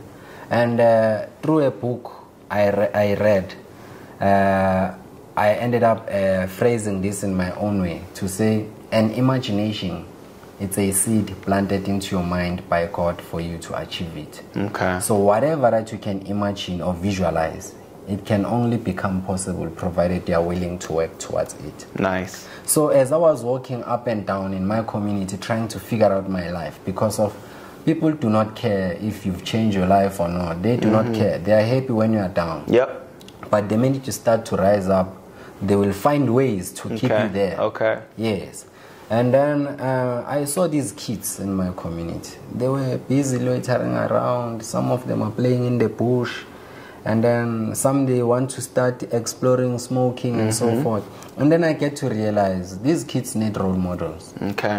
And the person who can become a role model to this kid, I'm the right person to be a role model. Why? Because I have smoked on behalf of these kids for them not to smoke. I have committed the crimes on their behalf for them not to commit. I have done so many wrongs for them to learn from my path and become the best example in our community. And then on one particular day I decided, at that point in time, I was volunteering in an organization, and it was bad, around 2016. You will be surprised, I was making 1.2 a month. 1,200 rand. Gotcha. I had a different number in mind. Which is next to nothing. If you can look at. But to me it was not about money. It was about serving people in our community, as well as keeping myself busy, doing something productive, which was changing people's life. So I would take in this 1.2, I would take 400. Those taxi drivers in our community, all of them know me because I used to wash their cars. Some of them I used to smoke with them. Some of them are my friend. They know me from the community. And then I said to myself, how about me expose these kids in our community to opportunities that are available?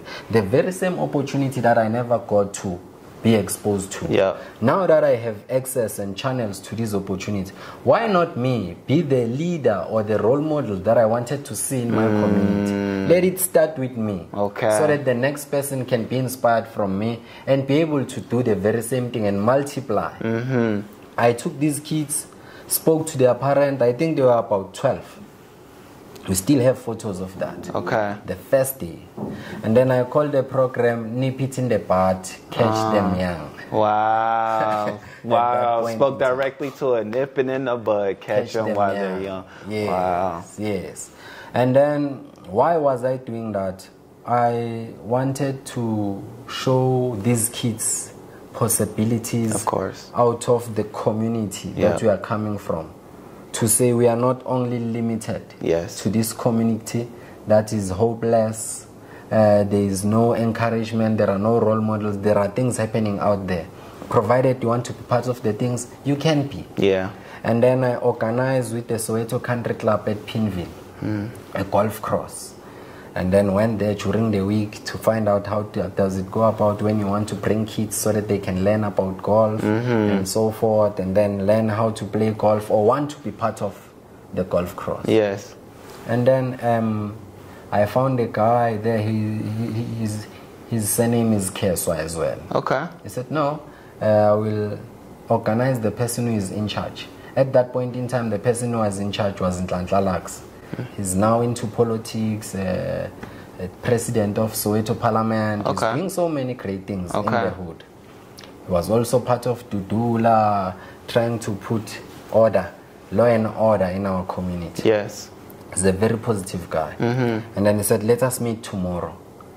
On Wednesday, I went there. On Tuesday, I met with this guy, and then they said, Wednesday, I must be there. I went there Wednesday. He said, what are you doing? And listen to me. I explained that I want to bring kids, give them a feel of golf cross, and then show them that there are opportunities. You can make golf a career and so forth. So we are not only going to be stationed here, we are going to try other things. But we also want golf to be part of the program because through golf you can be disciplined, how you move, how you talk, how you conduct yourself. There are leaders who are coming out of golf cross. So we want these kids from my township to be leaders, like these leaders who are here. Yes. And then he said, you need not to make an appointment for such. Come anytime. When do you want to come? I said Saturday because kids are not going to school. He said, make it a point that you come and bring the kids. Everything will be catered for you. Wow. We'll bring somebody who will help you and make it a point that he or she teaches kids about the golf, everything that you need to learn here. Wow. Just that fast. Yes. Wow. So I was surprised to see, hey, things are happening. Yes. I was doubting myself. Things are happening. Things are happening. And then we brought kids, organized money for transporting this 400. I took 200 and then talked to these guys to say, I don't have money, guys. I'm doing this for the kids. And then he took this 200 and bought food. And then Tlantalax also assisted with food. Wow. And then said, no, we will assist where you are short. And then the trip was a success. After that tour, kids would come to my home every day. Like this, it would be packed. Wow. Excited. Wow. When are we going to the golf course? When are we doing so and so? Then I said to myself, hey, this thing, I thought I was just doing it, but it seems like this is a big thing. There was a void of role models in my community. Yes. And kids now are starting to become excited. They are telling their parents, they are giving their parents feedback and so forth. But because I didn't have money, it was hard for me to do it every week. Yes. And then I took a book the next weekend. There is a book which I was given by my late mentor, Mr. Supamjali. The book is called Fate to Fate by Gloria and Kenneth Copeland. Okay, yes. Okay. The Copeland family. Yes. He gave me that book. That book was he gave me that book on my birthday, 2016. Okay. Yeah, April 18, and then he said, this is the present from me to you. With this book, you will be able to change your life. Wow. Those were his words. Yes. I took that book close to my heart because I believed in that guy so much to say anything because of I wanted to emulate the good deeds that he was doing. He was somebody who was moving in a different direction. He was moving the way I move now. Gotcha. Okay. Yes. So I read that book to these kids and then gave them assignment to say, that book would normally say 1 January, this is the topic. 2 January, this is until December. Yes. Yes, it's a very interesting book. And then there was a passage, it says a weapon of praise. There was a topic, and on that day it was saying weapon of praise. So in that passage, I think it's 2 Corinthians verse 1 to verse 20. Okay. Yes.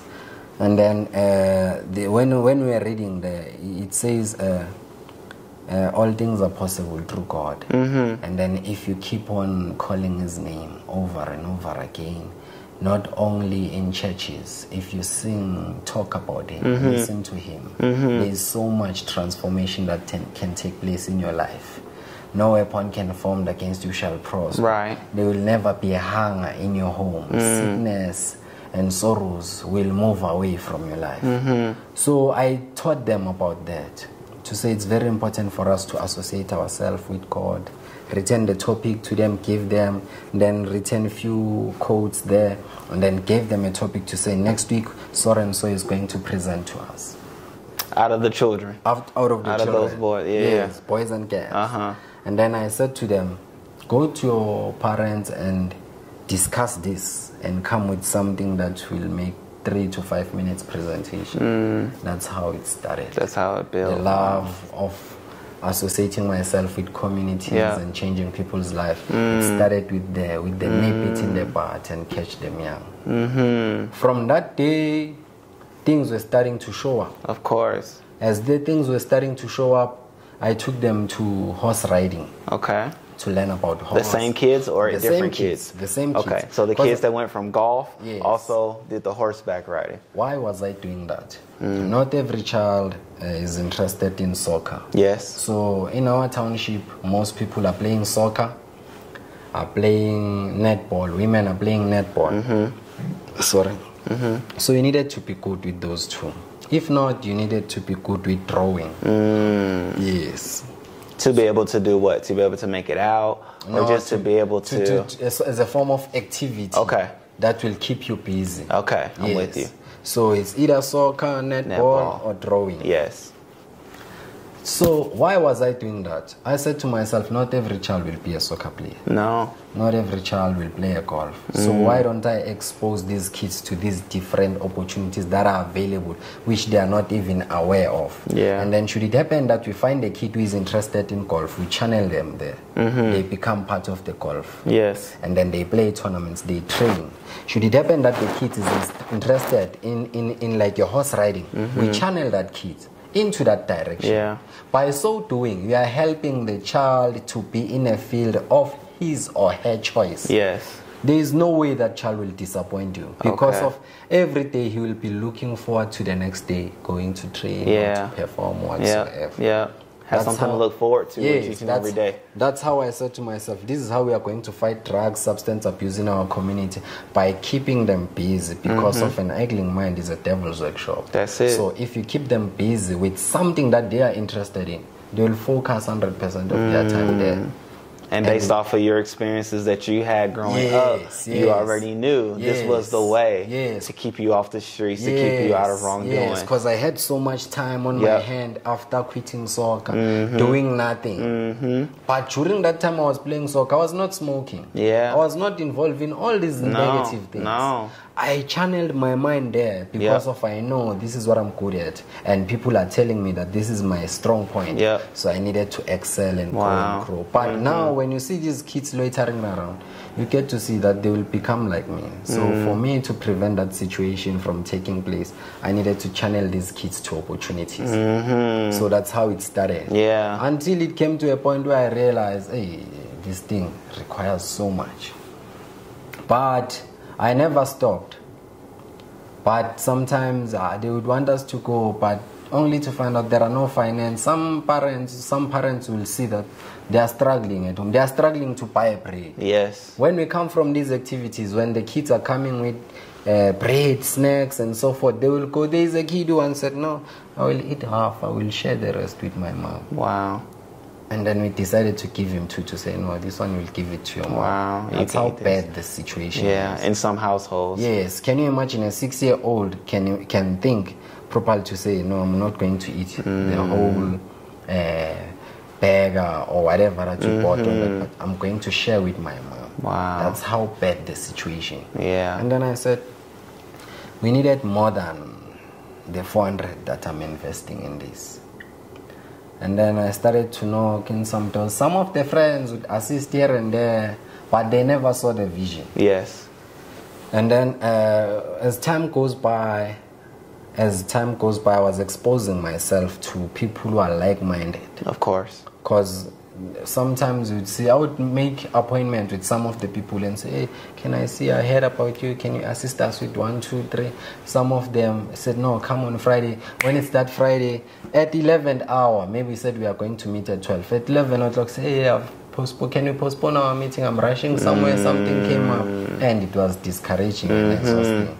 And then some of them would say, this thing of yours will never work. And then that's why I get to realize when I was reading in a passage in that book, Faith to Faith, as time goes by, there was a day where I was very much discouraged. Okay. And that day I felt like stopping all of this. Yeah. And at this point, you've only done, not only to belittle it, but so far you've done the golf initiative and the horse riding initiative. Yeah, as well as some I didn't mention, like you take them to tour at SABC, which is a big network cable in South Africa. Yes, to learn about the behind the scenes of the production in TV, the people that you are seeing on your news, how are they doing it? So you took them to see that. Yes, they had a chance to see how that was happening. Had a chance to in person. In person. Get to have interviews with those people. They are idols. Those people that they normally see on TV. They get to see them in person. Yes, something totally out of the dynamics of their everyday life. Some of them, they would say, are you not supposed to be in TV? How did you come out? That's interesting. So you could see all those reactions. Now you are bringing light into this. Knowledge. These are human beings like us. After that, that's basically their work. I can also do that for a living. So we are bringing hope in a way. We are bringing light into the darkness. So we are basically saying to the kid, you are the next big thing. Possibilities are endless. For you. So in that vision, as I was busy, I get to realize to say, let me try and source some fundings here and there. But I didn't have a proper structure. I was not having an organization or a company. I was just me. Just doing it. Having a passion to change his community. And then on that day, that guy, when I went there, we had a meeting at Rosebank in some restaurant there. I was having, I think, about 500 rand. I bought him lunch just because of he came here. He took his time. He's a busy person. Bought lunch. We talked. I shared a vision, and he said to me at the end of it all, and said, "Sia, this thing of yours, it's a good idea, but it will not work. You know, the Sowetans are like what? They will always be what they are. So the mindset in the community where you are coming from will never change. At least if you were saying in the suburbs, they are more decent. They have, on that day as I was going back with the taxi, I was so discouraged. In a way that I cried on a taxi. Going back home saying, I used the last 500 rand and this guy is telling me that this thing cannot be done. Maybe he's right. But then, as we were going, I was having this book. And then I read this book. There are a few quotes where it says, sometimes you will meet people and think that they are the right person to do business with. But you must understand that not everybody will understand your vision.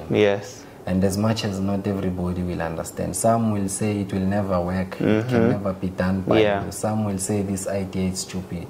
But you must not worry because of it simply says they are not supposed to be part of that life-changing idea that you're having. There you go. It simply means they are not supposed to be part of that moving train.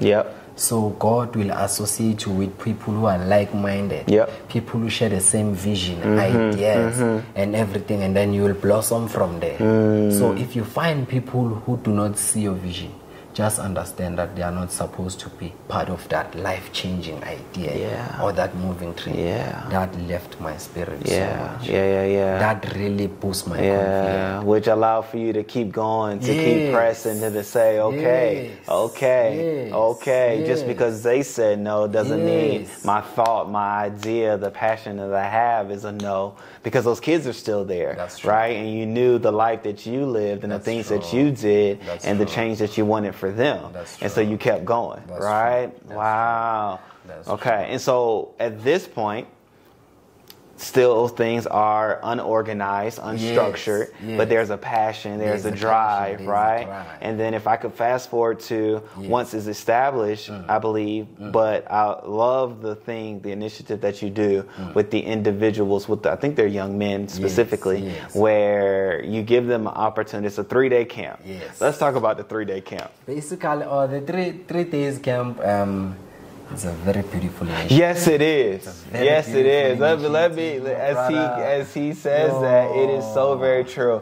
So it's this 3-day camp that when he told me about it, I lit up on the inside, even if my outside didn't reflect it. And it's also an initiative that you do with men that, go through abuse, but you give them a platform to speak. So those two things we're going to talk about, right? And we definitely have to make sure that people hear it with the understanding of, yes, you are doing these things in the community. However, they can be a part of it as well. They may hear the stories, hear what you're doing, and say to themselves, I can be a part, whether it's financially, whether it's voluntarily, or whatever the means or ways in which comes to their heart to be a part, just as it was for myself. And so that's one, like, like if I could have fast forward everything to get to that, like this, it hit me. And it struck me because I can see the change that would be and how it'd be a ripple effect. But that's enough of me. Let me let you tell the situation. Take it away. Yes. So basically, it's called Save a Boy Child. From boys to men. Why save a boy child from boys to men? Because I believe in every man there is a boy child. Vice versa, in every boy child there is a man who's about to grow and navigate his way up in this life. And as a result, when you are a man, most men, you'd find them that are frustrated, having trauma, anxiety, because of they were told that when you are a man, you need to provide, you need to protect, you need to give love. But in exchange, you ask yourself, who has taught this man to give love, to protect? You find an older man is now frustrated because of all this responsibility, yet there is nobody who has ever taught him to be a man. Because oftentimes they're grown up in households where a man isn't present. Some of them fathers are absent, like mine. You'd find they are absent. And then I said to myself, I need to play a major role in boys to men. It was 2019. I said, we need to start this thing. We start this thing at school. And then my mentor during that time, he asked me, what is it that you want to do? And then I break it down to say, I have this vision of a boy child. Boy child in our society is the most neglected person. Whereby there is this phrase in Zulu, it says, indoda ikhali ifela ngaphakathi. Meaning when you are a man, you need not to cry, but you must cry from the inside. When you cry, you show sign of weakness, which is not good where we are coming from. You need not to show sign of weakness. But in most cases, I get to realize that most men are dying, even boy child are dying through trauma, depression, anxiety, because of they do not have a place to talk or say anything. And then I said, how can we be able to organize a boy child? And then when we organize a boy child, how do we get to channel their minds into the right direction so that we can be able to create leaders of tomorrow? And by so doing, we make it a point that we live in a safe space, a community whereby we can be proud of and say, we are raising leaders in this community. And then I said, first you need to create a safe space for both boys and men, where they can be able to feel safe when they are there. And then I said, we need to do a 3 days camp. Take them somewhere they've never been. Somewhere they've never been. Let the place be in a forest sometimes. Let it have a pool. In our society, 2 years could pass without you having to go to a swimming pool. So get something of that nature. Get to train their mind, have activities that will engage to them, because of in most cases they are in the defense mode. They want to defend anything and everything that comes to them. And then I said, no, this we are going to do. Organize the budget, and then I've explained to my mentor in detail to say how are we going to run this program, and how I want this program to have an impact when the child goes back home. So we would normally structure it in this form. There are kids who are very problematic in every schools. And then there are those who are doing well. And then there are those who are middle. You don't know whether he's smart or he's dumb, but he's not a problem. Yes. He's there. And he's always showing up. And then I said, because of the budget, we are going to take 50. 25, actually we are going to take 20. Those who are problematic. Those the teachers know, these are notorious. They are smoking drugs. They are doing all these things. They are bullying other kids at school. We are going to take 20. Okay. And then we are going to take 10 to those who are in the middle, who you don't know whether is a problematic or is smart, but is there. Yes. And then we have the 20 of those who are smart, who are performing, who are doing well, and so forth. Why am I combining these kids like this? To say those who are problematic, they must say when we get to the camp, this one who is smart, when we are getting to the camp, he will never outwork me. Okay. Whatever task, whatever duty we are given, I'm going to show him that I'm smart, I'm street smart as well. Gotcha. Even these ones who are smart, school smart, they are going to say, me as a person, oh, this one is smoking and so forth. He will never match me. He will never stand next to me. Competition. Even this one, yes, it's in competition. The middle. But a healthy It's healthy competition, correct. Yes. Correct. That's, we men need that competition. Yes. Yeah. We rise. Yes. So, and then when you organize or combine these three, when you get to the camp, you bring their public figures, those people that they idolize. Yeah. Maybe one or two. And then you get people from different professions. Like there's a friend of mine who is a pro athlete in bodybuilding. We used to compete together. Friend of mine, a close friend of mine, is a sports scientist for Kaiser Chiefs, a well-known club here in South Africa, Kaiser Chiefs. I've heard of him. He's a sports scientist there. He's doing well. To say we'll combine these people and then public figures and other people who are into business, who are not known and so forth. Some with testimonies who come from prison. Yes. And have the story to say, hey, life it's no joke, it's very important. You combine those people. And then you have topics that are talking directly to these young boys. So normally day one will be self-identity.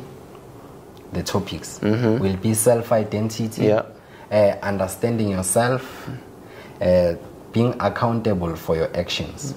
That's day one.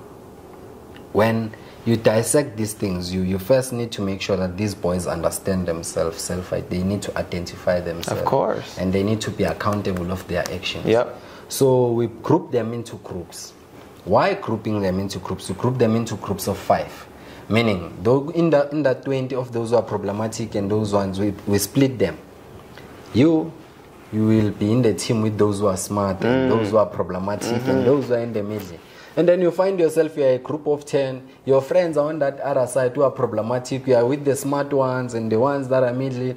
You get to be uncomfortable. Yep. But at the same time, you don't want to disappoint your team. Now we become a unit. You forget about your friends. This is your new family. It's your new family. And then as it is your new family, you are going to perform certain tasks together. Okay. And everybody is going to play a role. In that fashion, we are building what we call unity. Yep. Amongst these boys. And then by so doing, and then them themselves, they will ask questions to say, when we are talking about self-identity, what are we talking about? And the nice thing is they are coming from different backgrounds. Okay. This one is coming from dysfunctional family. Everybody's drinking. Everybody's doing as they please. This one, his family is structured. They are both parents and they are strict. This one maybe is living with her mom or her father or his father. But there is direction at home. So when you fuse these stories together, his self-identity will not be the same as this one. So this one who is coming from a good family gets to learn about the dysfunctional of his family. To say, the reason why this boy is problematic exactly is because of this. Exactly. Now it becomes difficult for them, even when they go back at school, to judge one another. Correct. Because now they know each have other understanding on a personal level. And they have explained the situations. So basically, one of them will try and make it a point that they help one another so that they can grow better. Yeah. So after that first day, day 2, it will be every morning before the activities start. We have a training session that starts at 5 o'clock. 4 o'clock, we wake up, we prepare. 5 o'clock, training session for 1 hour. After that training session, and intense, basically first day, it's a bit intense, but not that hectic. And then around 6:30, 1 hour, 1 hour, 30 minutes, 6:30, we take a bath, showers, breakfast at 7. After breakfast, we are committed to the task until 2 o'clock. And that task requires one to be active. There are activities of dance during that session. But mostly we're trying to empower their mind. Because we believe that if you can change the direction of the way they think, then you can change the direction of the way they live. Absolutely. It's very important for you to change the direction of the way, to say we are not being defined by your circumstances, but where you are coming from, it's temporary. When as an individual, you are granted an opportunity to change your circumstance, so that after you have changed your circumstance, you can be able to easily go back and change the situation back home. And assist those who are coming from the very same environment you are coming from. Correct. So your situation doesn't define you. So basically, we are working with the mind of these boys. And then when you are doing so in these activities, you give them a platform to present. By so doing, you are getting a chance as well to understand how these boys feel. The challenges that are affecting these boys. And what is it that they wish to see happening in their lives, so that they can become better leaders. By so doing, do you know if a person gives you an ear to listen whatever stupid idea is saying, it makes you feel important. How important you feel. But if everybody crashes whatever you're saying without even understanding the core of what you're supposed to do, you know what that does?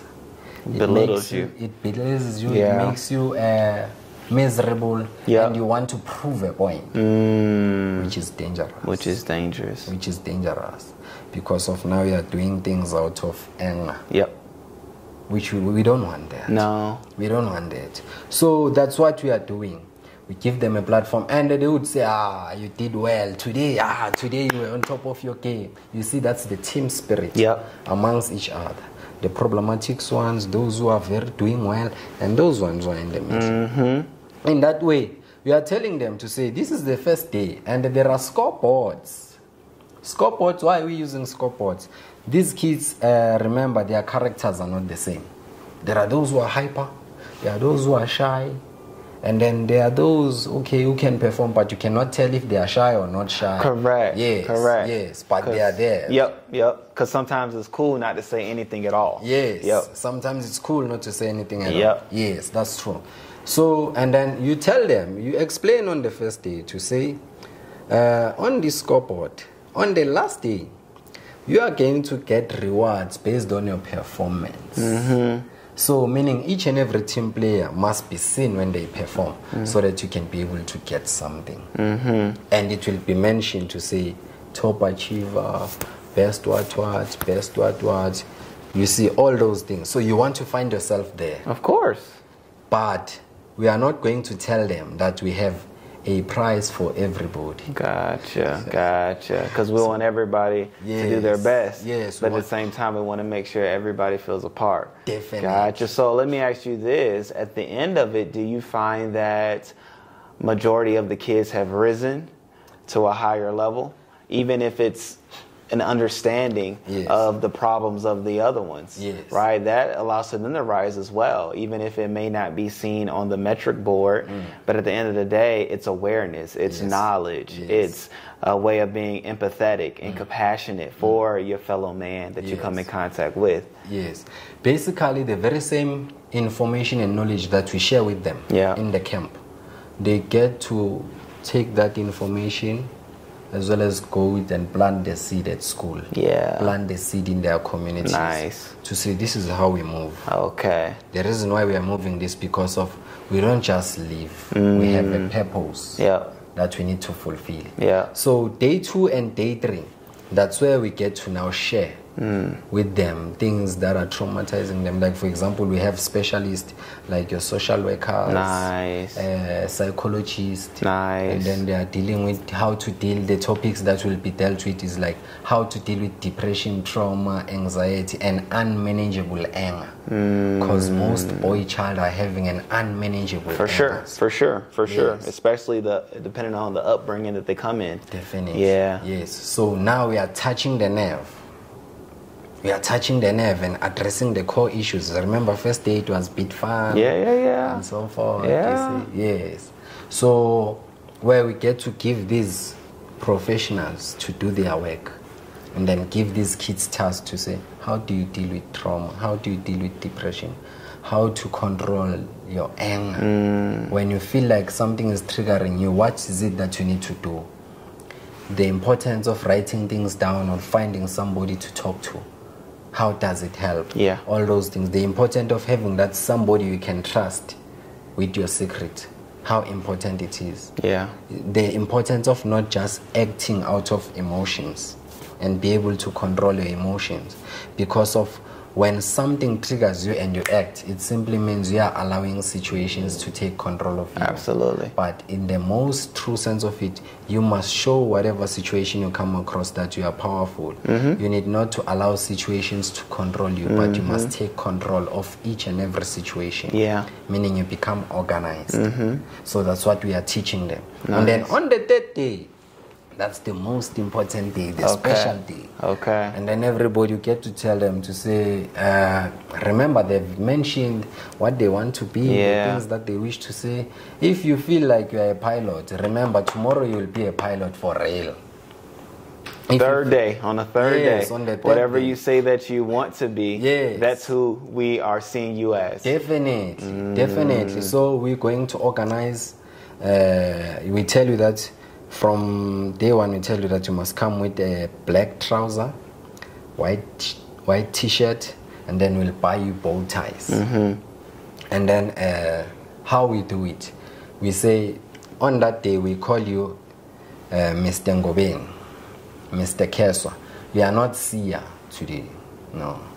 Professional. Yeah, we are professional. Yeah. You are the CEO, we are the MD of that company you spoke about. And then we address you accordingly. Yeah. Meaning from at night when you go to sleep, we need you to organize your things properly. You need to bone your shoes. You need to iron your shirt. You yourself. You need to be organized, meaning we're teaching you to be accountable. Yeah. Your trouser must be ironed accordingly. By so doing, you're giving this child a feeling to say, this is my dream is coming true. Whatever that I've always aspired to be, it's happening now. It's happening now. And then on that day when they come, we have organized a proper setting from the table. It's like a gala dinner, fork and knife, something that they are not used to. Yeah.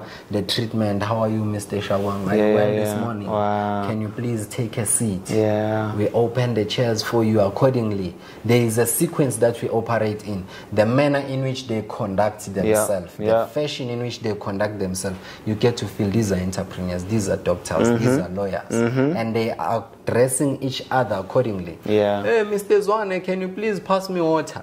The problem child, all the way to the child that's doing great. Yes. They're both doing it. Yes, Wow. and remember the very same child who was written off and they used to call him Method.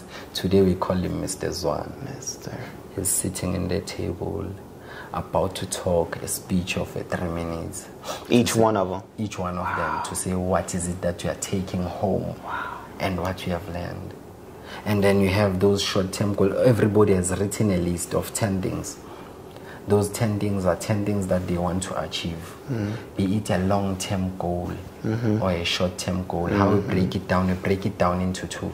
We are going to write 5 short-term goals and we are going to write 5 long-term goals. Short-term goals can be you want to buy new sneakers. You are wearing sandals. You want new sneakers. You want a new T-shirt. You want a phone. You write them, those short-term goals. You want a license. You write it. You want to pass with flying colors. You want to improve your lessons, your study. You write those 5 terms. And then those long-term goals. You want a car. What kind of a house? Family structure. The type of person that you want to be in the community. And then you write those things. Yeah. We bought diaries for them. They have diaries that which they get in the camp. Yeah. They write those things. And then you don't say, when you read these things, I want to be a doctor. I want to buy a new phone. I want to know. That's not how you say I am. You say I am. Yeah. You speak things into present tense. Man, you're making me think about this author, or he's a speaker. I think he's still alive, Brian Tracy. Yeah. And so I've read many of his books, and that's principles that he speaks on and speaks from. You speak in the present, and then the short term, the long term goals. And I mean, it's a beautiful thing. And I mean, I say it's a beautiful thing, saying it how if you do these things, it will definitely have an impact on their lives. And so they're not only coming in as the entrepreneur, the CEO, the pilot, but then they're also sharing things that they will do as well within their life. And with the bow ties, you're helping them, because I saw pictures of you helping them putting on bow ties and things. And sometimes it's their first time putting on a bow tie. Definitely. And so, like, upon conclusion of that day, I can only imagine, right? Because it's not just the child, not just the boy child, as you put it, that's affected, but it's the environment that he goes into, his household, his school, his friends, his family. Everybody gets to experience somebody new.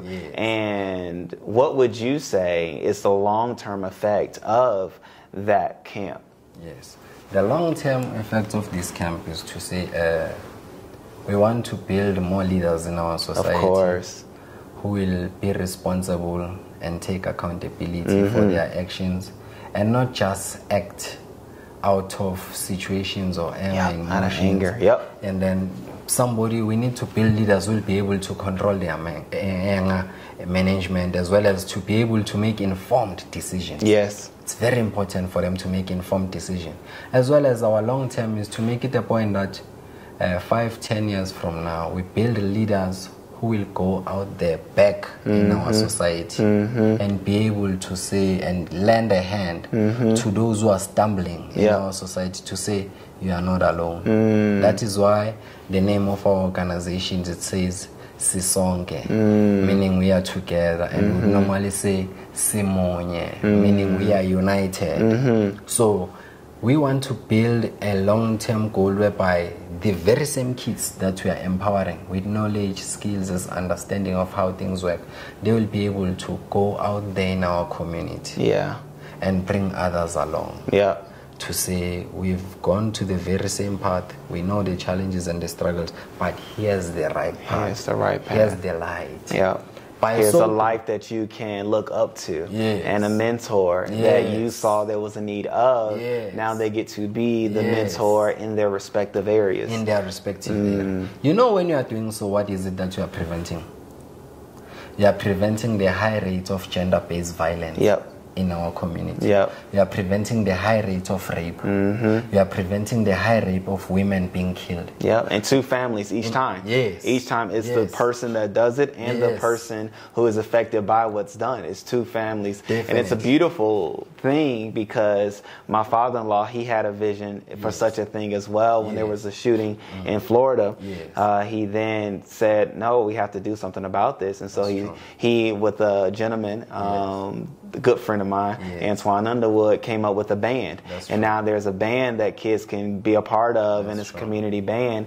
And now the thought is that rather than somebody giving a child a gun, we can give them an instrument, and we can save 2 families in the process. And so similarly to what you're doing, you're giving them a new identity, a new mindset, a new way of seeing life and experiencing life, but then as well a way of how to see themselves and the necessary tools to walk it out and live it out in their lifetime, which is phenomenal, right? And seeing the pictures, I was like, I need to be a part. I'm gonna try to figure out, like, when is the next one, and so forth and so on. And I do want to say this part as well, is that you even have a location, right? A location where you're doing this, and I'm excited because we're gonna take a tour of it, right? Not in this video, but be on the lookout for it. We're gonna walk through it. It's in Soweto, right? Right where, or in the midst? In Soweto, in a place called Piri, next to Piri Library.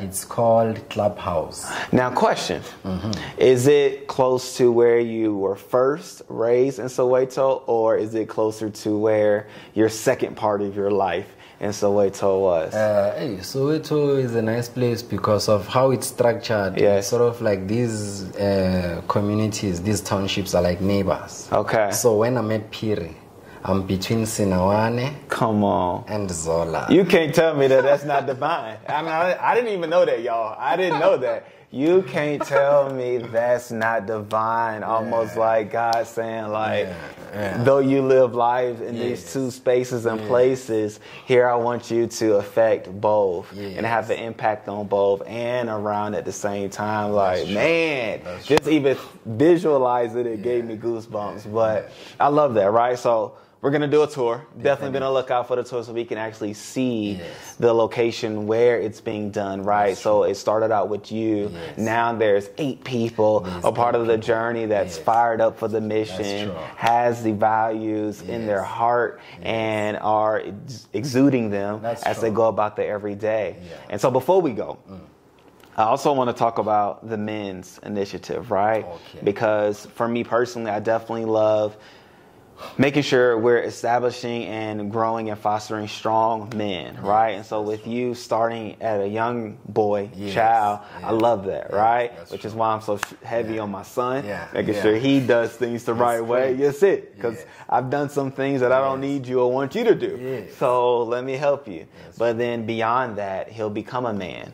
And however, men may find themselves in situations where they don't have anybody to talk to. They may find themselves in abusive situations. And as you shared, there's a saying that men shouldn't cry. Men should cry within at any cost, right? It shouldn't be outside. You can't show it. And so you saw that there was a need. And with the need, what did you decide to do? Okay, what I decided to do is, in most, you will find that you'll find most men in taverns. Okay. You know taverns? No. Taverns, it's like a ship-in. I don't know that either. You don't know that either. It's like clubs. You'll find most men in clubs. Clubs, yes. But local clubs. Okay. You said like a liquor store. Yes. You'll find most men there. Okay. Why don't you ask yourself that there are more men there than you can find at home? Okay. You see, you know why? Running from something. That's their escape code. Yep. When they are there is nobody who is going to judge them. There is nobody who is going to expect anything. There are no responsibility. You become free. But the problem is, it's temporary. You can only run away in a short few hours or a short space of time.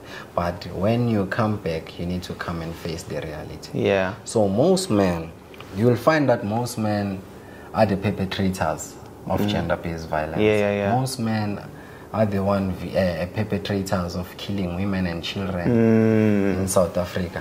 And then I'll ask myself, why is it so much rate of men doing so and so? It's because of, as a man, when you are abused emotionally, because you are masculine, women will normally abuse you emotionally. You know, there is nothing so powerful like words. Words can build or destroy you.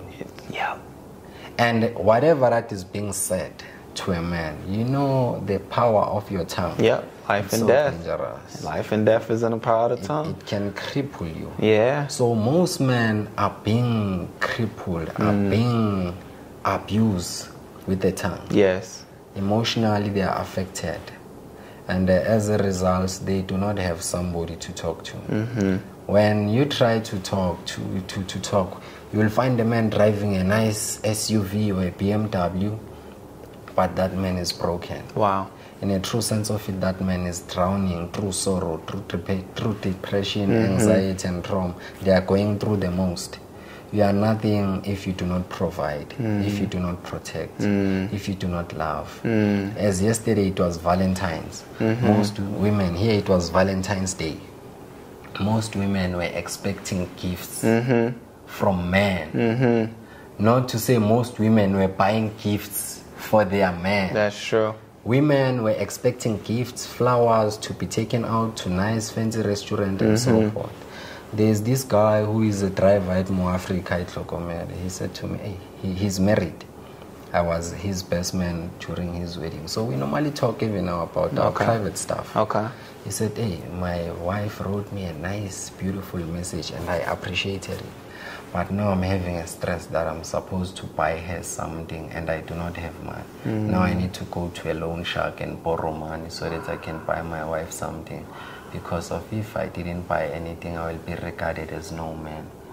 She can even go and ask it somewhere else. So I need to find money. Can you borrow me 100 rand at least to buy something? Wow. So can you imagine pressures of the Valentine's pressure Day of Valentine's Day alone? So can you imagine to say what men are going through? So we said to ourselves, we can create a safe space for men to talk.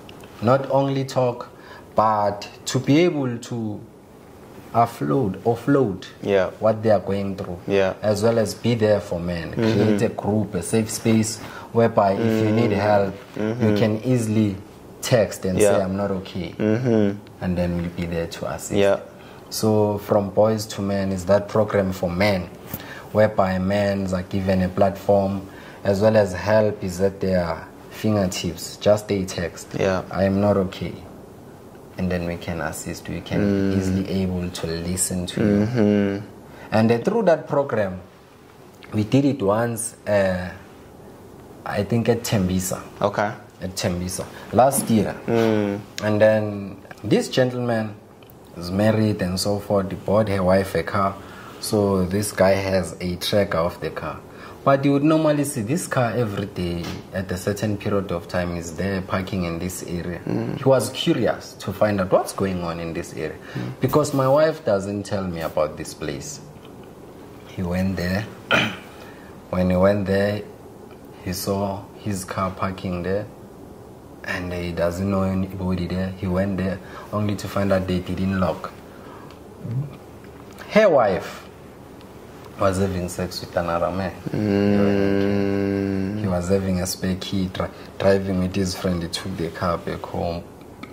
And then he had planned to say, you know what, I'm going to kill both my wife and my child, as well as I'm going to kill myself. Wow. After running up on her in that situation. In that situation. Yeah. Yes. So the wife didn't come back home that night. He went to her parents to report what has transpired. Because she came outside and the car was gone. The car was gone. He had a spare key. And then the next morning, he spoke to his friend. His friend, he said, no, let us go and listen to this event. When we come back, we'll see what we can do. But in his mind, this guy has already concluded to say, today I'm going to finish off with my wife and my son, as well as kill myself. He had a gun under the seat. In the car. In the car. And it was going to take everybody out. Yes. Wow. And then we went have that session for 2 hours, engage with men, sharing, opening a platform, giving solutions and so forth. And then that man came and said, you know, my brother, after you said whatever you said, I felt and believed to say, whatever that I was going to do, it's not worth it. Because today I had told myself that I'm going to kill this wife. And going to shoot my son and going to kill myself. But after today, I'm just going to let go and forgive myself and try to become a better person. He cried. He shared this with you privately or openly? Actually, he called me on the side. Okay. And then I told him to say, during the questioning session, would you mind sharing? He said, I don't mind. And then during when it's time for men sharing, because of, in our sessions, in our event, we make it a point that everybody does not go home without saying something. Okay. Because we might never know whatever that you are going to say is going to save lives. Or how can it change somebody's life. Absolutely. And then it did share. It was so painful getting to think through this talk of men, you can be able to save a life. Many have saved 3 lives on that particular day. So this program is a very, very solid program in such an extent that in most cases we believe that men are the head of the household. Yes. But if you are broken within, how can you be able to lead? as a man at home. So if you do not have a place to talk, where are you going to go and say? Because I normally tell people to say a real man is a man who never raises his hand to a woman, nor drop his pants for a child. A real man is a man who understands that when your family love, you're absent. When they fear your presence, they will love your absent. A real man is a man who understands that as a man you need to protect and provide. And you need to be respected as well. So if you are a man and understand that, to say you need not to raise a hand for a woman, not drop a pants for a child. And if you understand that when they hate your present, they will love your absent. You get to grow up and be a man who want to find himself in a space whereby everybody at home, when you are around, they are comfortable. Of course, yeah. They are comfortable. Yeah. So we are trying to build that, as well as to teach men how to teach their wives and women in general how to treat them. Okay. The manner in which you talk. Yeah. You need not to talk to her in a way that you would never want to be talked to. Even if it happens, because of most women, you'd find sometimes they go out of proportion and speak the way they feel it hurts, but never compete or try to retaliate on that particular time. Try to wait for things to ease up. After a few 3 days, and then you see her, she's happy now. Hey, sit her down, explain to her whatever she said, how did it affect you? Yeah. That will bring another perspective of how, when she's facing situations or there is a wrong done, how to address those things. Yeah. In that manner, we are building communication amongst each other. Of course. And we are building a healthy relationship to say how we talk, how we address things. It's very important, because of whatever that you say with your mouth, it's dangerous. You can never reverse it. That is true. You know a Colgate, a toothpaste? Yes. Colgate. Yep. When you take out that Colgate, you push it out, you push it out. You can never reverse the very same Colgate to that tube. So that's how dangerous weights are. So it's very important for us to be careful with our weights, because some women are coming from broken families. Yeah. They are also trying to be on a defensive mode. Yeah. But that's how true. do we teach one another to heal? Yeah. And live a healthy life? Correct. That's most important. It's a role of a man to do that. Because remember, when you say to a man, I love you, and she gives you her heart, it's because she believes in you. Yes. She believes that you can lead, you can protect, yes, you can love them accordingly. So what more if you can come with informative information to say this is how we conduct ourselves? The peaceful, the harmony that you will create in the universe. It's a beautiful thing. So much. You are building a team of winners, leaders, who are able to conduct themselves even in the mud, even in the situation that it's uncomfortable, but they are still able to conduct themselves in a proper way. Yeah, and then especially if there's kids that come apart, and that's a part of the family, they get to see that as well. That's true. And it makes them better, which then will let for their family to be better. And so it's perpetual, it grows, it's indefinite, especially if that core is strong and solid. So those are things that are taught during these sessions as well. Yes, that's beautiful. Yes, profound, like you are saying. And because of by so saying, you are like not only teaching this woman, but you are also instilling a seed to this child. Same time. For us to nurture it together. Yep. Because of if me and her are united and are speaking with one voice, there is no way this child can fail us. Yep. Because of he or she will look up to us.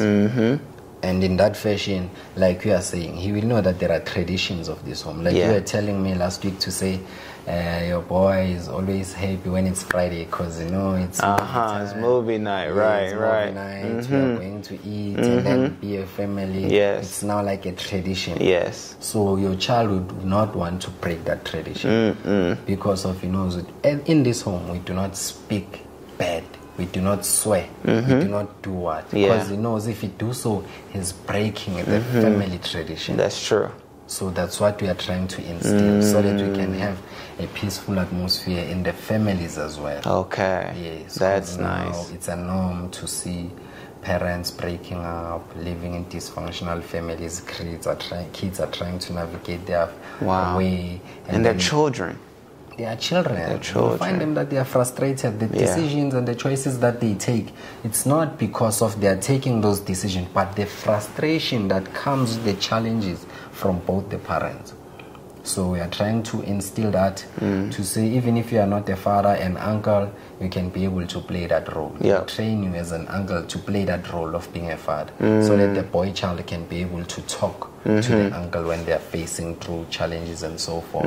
So our intentions with this program is to say to reach more lives and create leaders as well as create stable families, because of it's very important to have families, proper families who fear God, love God, as well as who can go out there in the communities to those families who are dysfunctional and be the leaders in our society. Because you are not only doing it for your family, you are doing it for the society. Absolutely. You know Absolutely. why? You know why? If you are only going to focus on your family, those dysfunctional families will cause a problem for your family. Because it's not usual to see people being happy like this. But if you're going to share the very same knowledge, understanding and skills how to do it, then you are building a safe community. So that's the main objective. That's a beautiful thing. Wow. And see, I had a different answer as to why, but it's beautiful, and I'm thankful that you gave yours, which definitely speaks to the truth and the reason and the why behind the things that you do.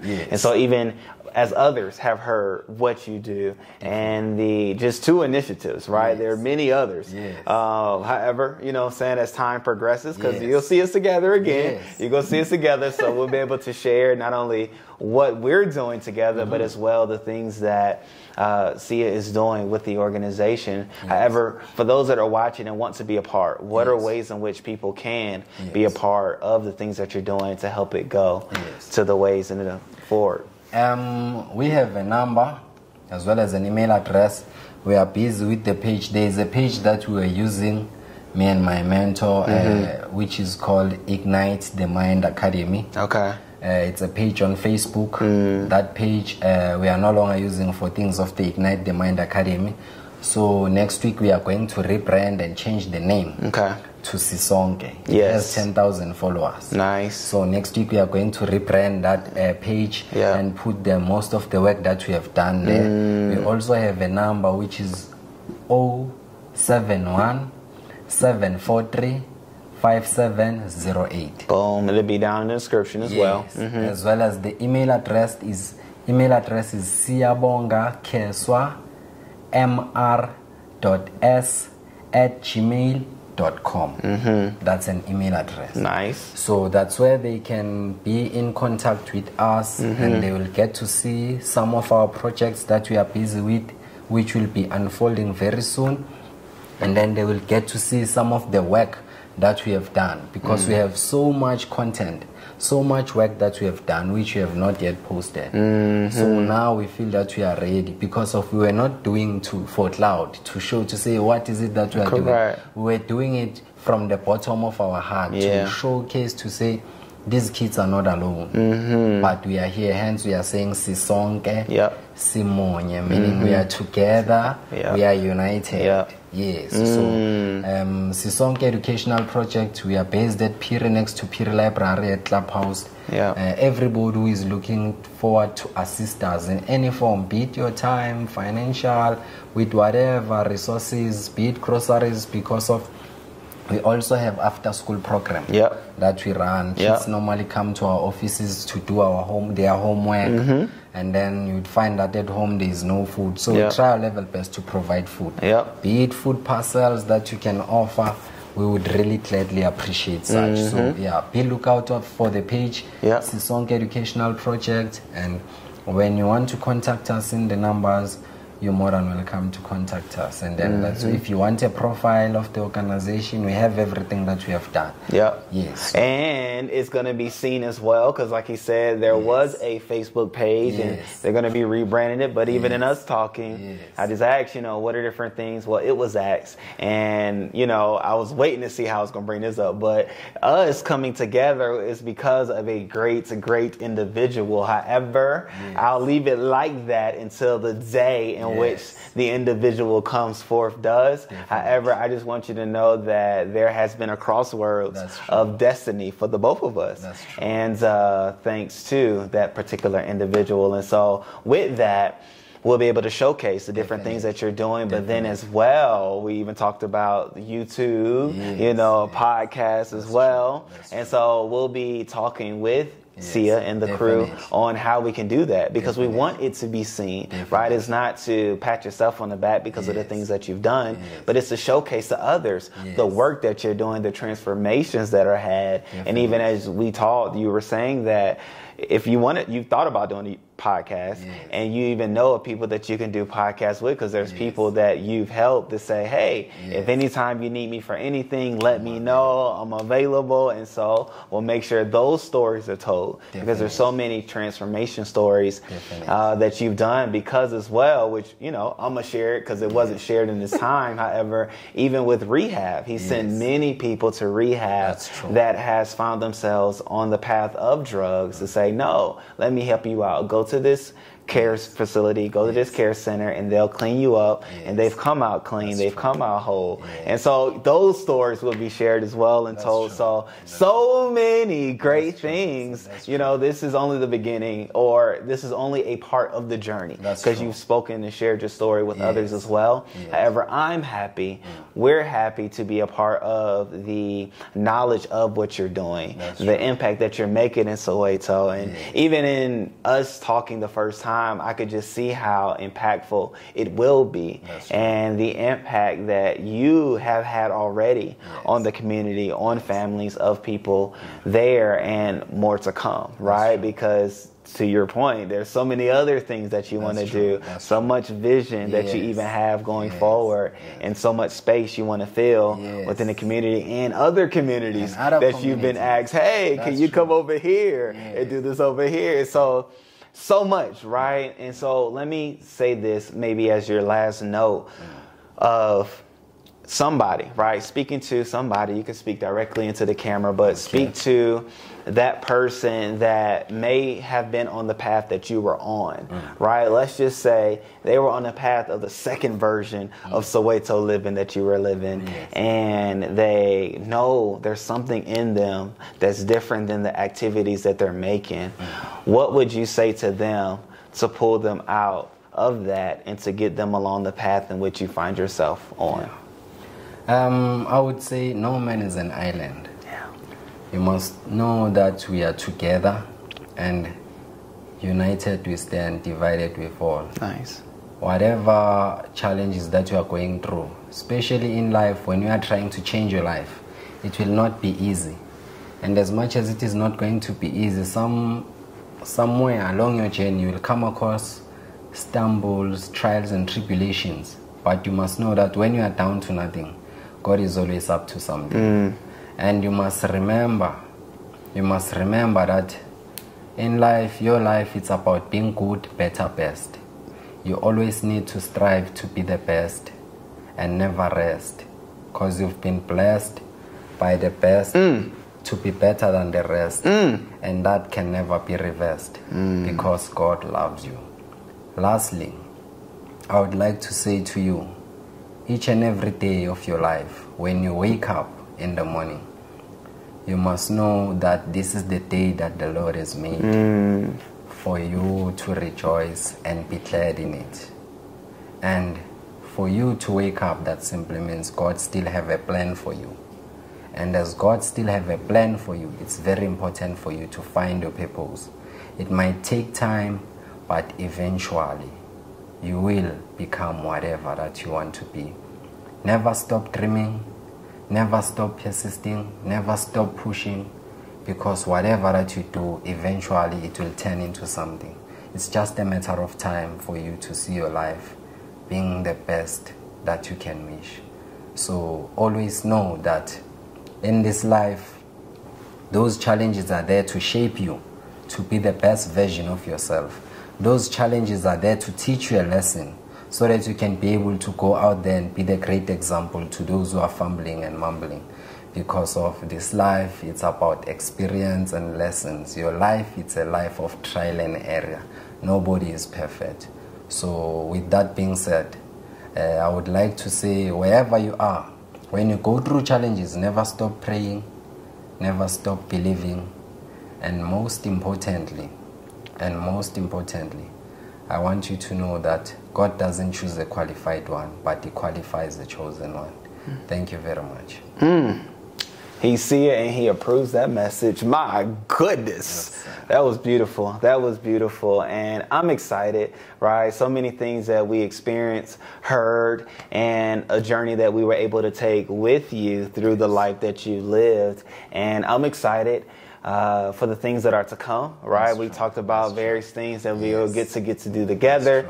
And I'm just even thinking of things that you even have, things that you've done in the prisons, spoken there, and so many things that he's done, right? However, again, those things will be shared, and I'm excited to be able to go to Soweto to see the location of your office, the facilities in which you operate in. And as he said, I'm going to be safe, you know what I'm saying? Because people know him and the work that he does, and they're like, oh, no. Ain't nobody messing with him. Do you need anything? How are you? Is your mom good? Making sure so everybody, and I love that because even as I read the comments on various videos, people share of the community life that townships have, that Soweto has, that those communities do operate in. And so I'm excited to be able to take the people there, to be able to see it in operation and, you know, the vibes and everything that goes about. So definitely be on the lookout for that video. I'm excited for it. I'm excited to bring you to Soweto through my brother Sia, and you heard of the various ways in which you can be in contact with him. And please do so. There's a great work that is being done there through him, and there's so much more that, because there's never an end to the vision that we have on the inside of us, never an end to the imaginations and the thoughts that we see and for the change that we want to make. And so whatever way that you could be a part, definitely do so, as I will do myself. I'm not just telling you to do it, I'm gonna do it myself, and we'll make it better, right? We'll grow it, we'll add to it, we'll add to the greatness that you're already doing, right? That's essentially what I get to be a part of and get to do. And so that's what it is. So I'm excited. So do I. Yes, sir. And I thank you. Thank you for your time. Thank you for this opportunity. And thank you for sharing with the people the things that you have been through that has led to the work that you are doing and the change that you look to make. So until next time, great people, I love you all. I appreciate you all.